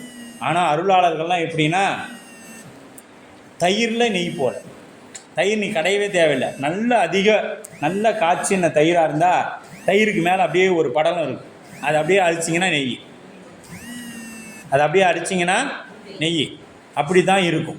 அதுபோல் ஞானிகள் நாம் பால் காய்ச்சி வச்சு அது பிரித்து போகாமல் இருக்கணும். பிரித்து போச்சுன்னா வேறு பால், சரியா? பிரித்து போச்சுன்னா மறுபடியும் பால் வேறு பாலை ஊற்றி மறுபடியும் காய்ச்சி அது இந்த ஒரு குறிப்பிட்ட வெப்பநிலை குறைஞ்ச பிறகு அப்புறம் சரியான புறமுறை ஊற்றணும். புறமுறை சரியாக ஊற்றணும், இல்லைன்னா என்ன ஆகும், அதுவும் போயிடும். அதுக்கு பின்னாடி மறுபடியும் அது சரியாக காய்ச்சி மறுபடியும் ஆற வச்சு ஊற்றி இத்தனை வேலை இருக்குது ஒரு தயிரை உண்டாக்குறதுக்கே. நம்மளை சாமி ஒரு சிவமாக மாற்றணுன்னா அதுக்கு என்னெல்லாம் சிவமாக தன்மை பெற வைக்கிறதுக்கு என்னெல்லாம் செய்யணும்னு பார்த்துக்குங்க. நாம் தயிர் போடுறதுக்கே இவ்வளோ பாடுபடுறோம். அது இன்னும் கடைஞ்சி வெண்ணெயாக்கி நெய்யாக்கி பயன்பாட்டு கொண்டு வரதுக்குள்ளே போதும்னு ஆகிடும். இதெல்லாம் யார் நம்மளை எவ்வளோ உணர்த்தியாக சாப்பிட சொல்கிறாங்க நம்ம வீட்டில் இருக்கிறவங்க கேட்பாங்க இல்லையா? அதுபோல் அப்போ நெருப்பை சேர்ந்த இரும்பு நெருப்பாய் நிற்பது சிவோகம் பாவனையில், ஆன்மா சிவமான் தன்மை எய்தி நிற்பது ஓமையாக பாவனையாக சொல்லப்படுகிறது. அப்போ இந்த நெருப்பை சேர்ந்த இரும்பு எப்படி இருக்குதோ அதுபோல் அப்படின்ட்டு. அப்போ எடுத்து காட்டுவன்பா இன்னும் ஒன்று, அவ்வளோதாங்க, இந்த ஒன்று தாங்க, அதான் முடிஞ்சிச்சு. தத்துவங்களுக்கு அப்பாற்பட்ட இறைவனை சாதகன் தன் இதய கமலத்தில் கண்டு வழிபடுதல் என கூறினார். மண்முதல் நாளம் மலர் வித்தை கால ரூபம் எண்ணிய ஈசர் சதாசிவம் நன்னின் கலை உருவம் நாதாமாம் சக்தி அதன் கண்ணில் நிலை அதில் ஆம் அச்சிவந்தால் சேர் அண்டத்தில் உள்ளது என்னது 36 தத்துவங்களும் பிண்டமாகிய உடலிலும் உள்ளது. இந்த உலகம் என்னத்தால் ஆனது, பல துகள்களால் தாது பொருள்களால் ஆனது தான் இந்த பூமி. பூமி ஒரே ஒரு இல்லை, எல்லாமே நிறைய துகள்கள் ஒன்று சேர்ந்தது தான் இந்த பூமி. அதுபோல் பல தத்துவங்கள் கண் காது மூக்கு இதெல்லாம் சேர்ந்தா தான் என்னது இந்த உடம்பு. இந்த உலகம் எப்படியோ அதுபோல தான் இந்த உடம்பு. அண்டத்தில் உள்ளது அளப்பரிய ஆனவள் பிண்டத்தில் உள்ள பெருவழி கண்டவள் அண்டத்தில் உள்ளதே குணம் பல காணினும் கண்டத்தில் உள்ள கலப்பு அறியார்களே என்பது திருமந்திரம். இப்படியெல்லாம் நமக்கு போற்றப்படுகிறது. அடுத்தது இதய கமலத்தின் இயல்பு. நிலமுதலாக உள்ள நம்ம பார்த்தோம் இல்லையா, நிலமுதலாக உள்ள ஆன்ம தத்துவங்கள் 24 தண்டாக வடிவமாய். இப்போ நாம் இங்கே கீழே என்ன பண்ணணும், தாமரை உந்திஸ்தானத்தில் துப்புள்கிட்ட என்ன இருக்கணும், மண் இருக்குது. அந்த மண் முதலாக கொண்டு மேலே அப்படியே தாமரை தண்டு எது நெஞ்சம் வரைக்கும் 24 தத்துவங்களின் வடிவமாக இருக்கும். இது வரைக்கும் இருக்கக்கூடிய அந்த இங்கிருந்து இங்கே வர வரைக்கும் அந்த தண்டு என்னவாக இருக்கும், 24 தத்துவங்கள் ஆன்ம தத்துவங்கள் மேலிருந்து இதயம் வரை செல்லும். இங்கே சென்ற பின்னாடி வித்யா தத்துவங்கள் 7 இதெல்லாம் போய் நம்ம வீட்டில் மீண்டும் பார்க்கணும். தண்டில் எத்தனை இருக்குது, அதில் என்னென்ன இருக்குது, மண் முதலாக அப்படின்னு சொல்லி அதெல்லாம் பார்த்துட்டு இந்த வித்யா தத்துவம் 7னா என்ன அப்படின்னு பார்க்கணும். சுத்த வித்தை ஆகிய ஒன்றும் ஆகிய 8 இதழ் தாமரை. இங்கே தாமரைக்கு எத்தனை இதழ் இருக்கும்? இதய தாமரைக்கு 8 இதழ் இருக்கும். 7 வித்யா தத்துவம், 1 சுத்த தத்துவம், சுத்த வித்தை இது இருக்கும். சுத்த வித்தையில் மேல் உள்ள ஸ்வகம் என்று சொல்லப்பட ஈஸ்வரம் சதாசிவம் என்னும் 2 தத்துவங்களும் அம்மலருக்கு உள்ளே இருந்து சேர வடிவாய் இருக்கும். கேசர வடிவமாக இருக்கும். கேசரனா மகரந்தம் வடிவமாக இருக்கும். அவற்றுள் மேலுள்ள சக்தி தத்துவம் கேசரத்துக்கு நடுவில் இருக்கும் முகட்டு வடிவமாக இருக்கும். முகட்டுனா இப்படி இருக்கும், நடுவில் இப்படி இருக்கும். அதன் மேலுள்ள சிவத்தத்துவம் அந்த பொருளுக்குள் அனிச்சயமாய் விதைகளாக இருக்கும். அந்த பொருளுக்குள் என்னவாக இருக்கும்? மறைந்து, அனிச்சயமாய்னா மறைந்து என்னவாக இருக்கும்? விதையாக இருக்கும். அந்த விதைக்கு அதற்கு மேல் சிவத்தத்துவம் அந்த பொருள்படுக்குள் அனித்தமாய் விதையாயிருக்கும். அந்த இதய காமலம் இவ்வாறு நிலம் முதல் நாதம் ஈராய் உள்ள 36 தத்துவ வடிவங்களாய் இருக்கும். சிவனது சக்தி அந்த கமலமாகிய இருக்கையின் மேல் சிவனது திருமேனியாக விளங்கும். அங்கே சிவனது திருமேனியாக விளங்கும். இந்த முறையை இறைவன் இருதய கமலத்தில் கண்டு 5 எழுத்தால் வழிபடல் வேண்டும். அங்கே இப்படித்தான் 5 எழுத்தாக சிவனை வழிபாடு செய்ய வேண்டும். இவ்வாறு இம்மூன்றாம் கூறில் ஆன்ம மலவாசனை நீக்கி சிவத்தை அணைவதற்கு திரு 5 எழுத்து வழிபாடு இன்றியமையாது என்பது வலியுறுத்தப்பட்டது. இதில் என்ன சொல்கிறாங்க? நமக்கு 5 எழுத்து ரொம்ப முக்கியம்னு வலியுறுத்தப்படுகிறது. அப்போ பயனியல் என்று சொல்லப்படக்கூடிய 1, 2, 3 ஆகிய இதெல்லாம் என்ன ஆகுதுங்க? நாம் 9ஆம் நூற்பாவில் இதை சொல்லப்படுது. இதை நீங்கள் புத்தகம் வைத்திருந்தால், சிவஞான போதம் புத்தகம் வைத்திருந்தால் அதில் பாருங்கள் 263ஆம் பக்கம் 7 குறிப்பு, அதாவது இந்த மொத்த 9 நூற்பாவினுடைய தொகுப்பாக கொடுத்துருக்காங்க 7 குறிப்புகள். பாசஞானம் பசு ஞானங்களால் இறைவன் அறியப்படான். எனவே திருவடி ஞானத்தாலே அவனை அறிய வேண்டும். இறைவனை எதனால் அறிய முடியும்? இறைவனுடைய ஞானத்தினால தான், திருவடி ஞானத்தினால தான் அறிய முடியும். உலகத்தை காணல் நீர் போல நிலையில்லாதது என கண்டு கழித்தல் அந்த திருவடி ஞானம் விளங்கி தோன்றும். இந்த உலகம் காணல் நீர் போலன்னு நினச்சி அதை விட்டோம்னா நமக்கு என்ன தெரியும்? இறைவன் திருவடி ஞானம் தோன்றும். திருவடி ஞானத்தால் இறைவனை கண்டபொழுது பழக்க வாசனையால் மீண்டும் உலகப்பற்றாது இருத்தல் பொருட்டு முக்தி பஞ்சாட்சரத்தை அறிவால் கணிக்க வேண்டும். தற்போதம் நீங்கிய நிலையில், தற்போதம்னா என்ன? இது யான் எனது நீங்கிய நிலையில் அருளால் அன்றி அவனை அறிய முடியாது. அருளால்தான் அவனை அறிய முடியும். இப்போ சூரியனை அறியணும்னா இந்த சூரிய கதிர் இங்கே வந்தால் தான் நாம் சூரியனை அறிய முடியும். இல்லைன்னா நம்மால் என்ன செய்ய முடியாது? சூரியனை அறிய முடியாது. அதுபோல் அவன் அருளாலே அவன் தாள் வணங்கி, அப்போ அவன் அருள் கொண்டு தான் நாம் அவனுடைய திருவடியை பிடிக்க முடியும். இறைவனை காணும் தன்மை ஆன்ம அறிவு இல்லை. நிலையில்லாத உலகத்தை நிலையில்லாதது என்று காணும் பொழுது திருவடி ஞானம் விளங்கி தோன்றும். இப்போ இதெல்லாம் நிலை இல்லைன்னு தோன்றனா தான் நமக்கு என்ன தெரியும்? திருவடி ஞானம் கிடைக்கும் அப்படின்னு. பிரபஞ்சம் முற்றும் நீங்கிய இடத்து சூனியம் போல தோன்றும். ஆயினும் அத்தோற்றம் சூனியமன்று, அது ஞான சொரூபமே ஆகும். உலகப்பற்று நீங்க வேண்டுமாயின் உயிர் சிவோகம் பாவனை செய்ய வேண்டும். இப்போ இந்த உலகப்பற்று நீங்கணும்னா உயிர் என்ன பண்ணணும்? சிவோகம் பாவனை செய்யணும். 7 இருதயத்தில் தியானிக்கும் பொழுது அண்டத்தில் காணப்படும் 36 தத்துவங்களையும் பிண்டத்தின் இதயத்தின் தாமரையாக கொண்டு அந்த தாமரையின் மேல் சிவபரம்பொருள் வீற்றிருக்கும். அந்த தாமரையில் சிவபரம்பொருள் 5 எழுத்தின் வடிவாக வீற்றிருக்கும் என்பது தான் நமக்கு 9ஆம் நூற்பா தெளிவுபடுத்துகிறது என்ற அளவில் இப்போ காலை அமர்வு நிறைவு பெறுகிறது. திருச்சிற்றம்பலம்.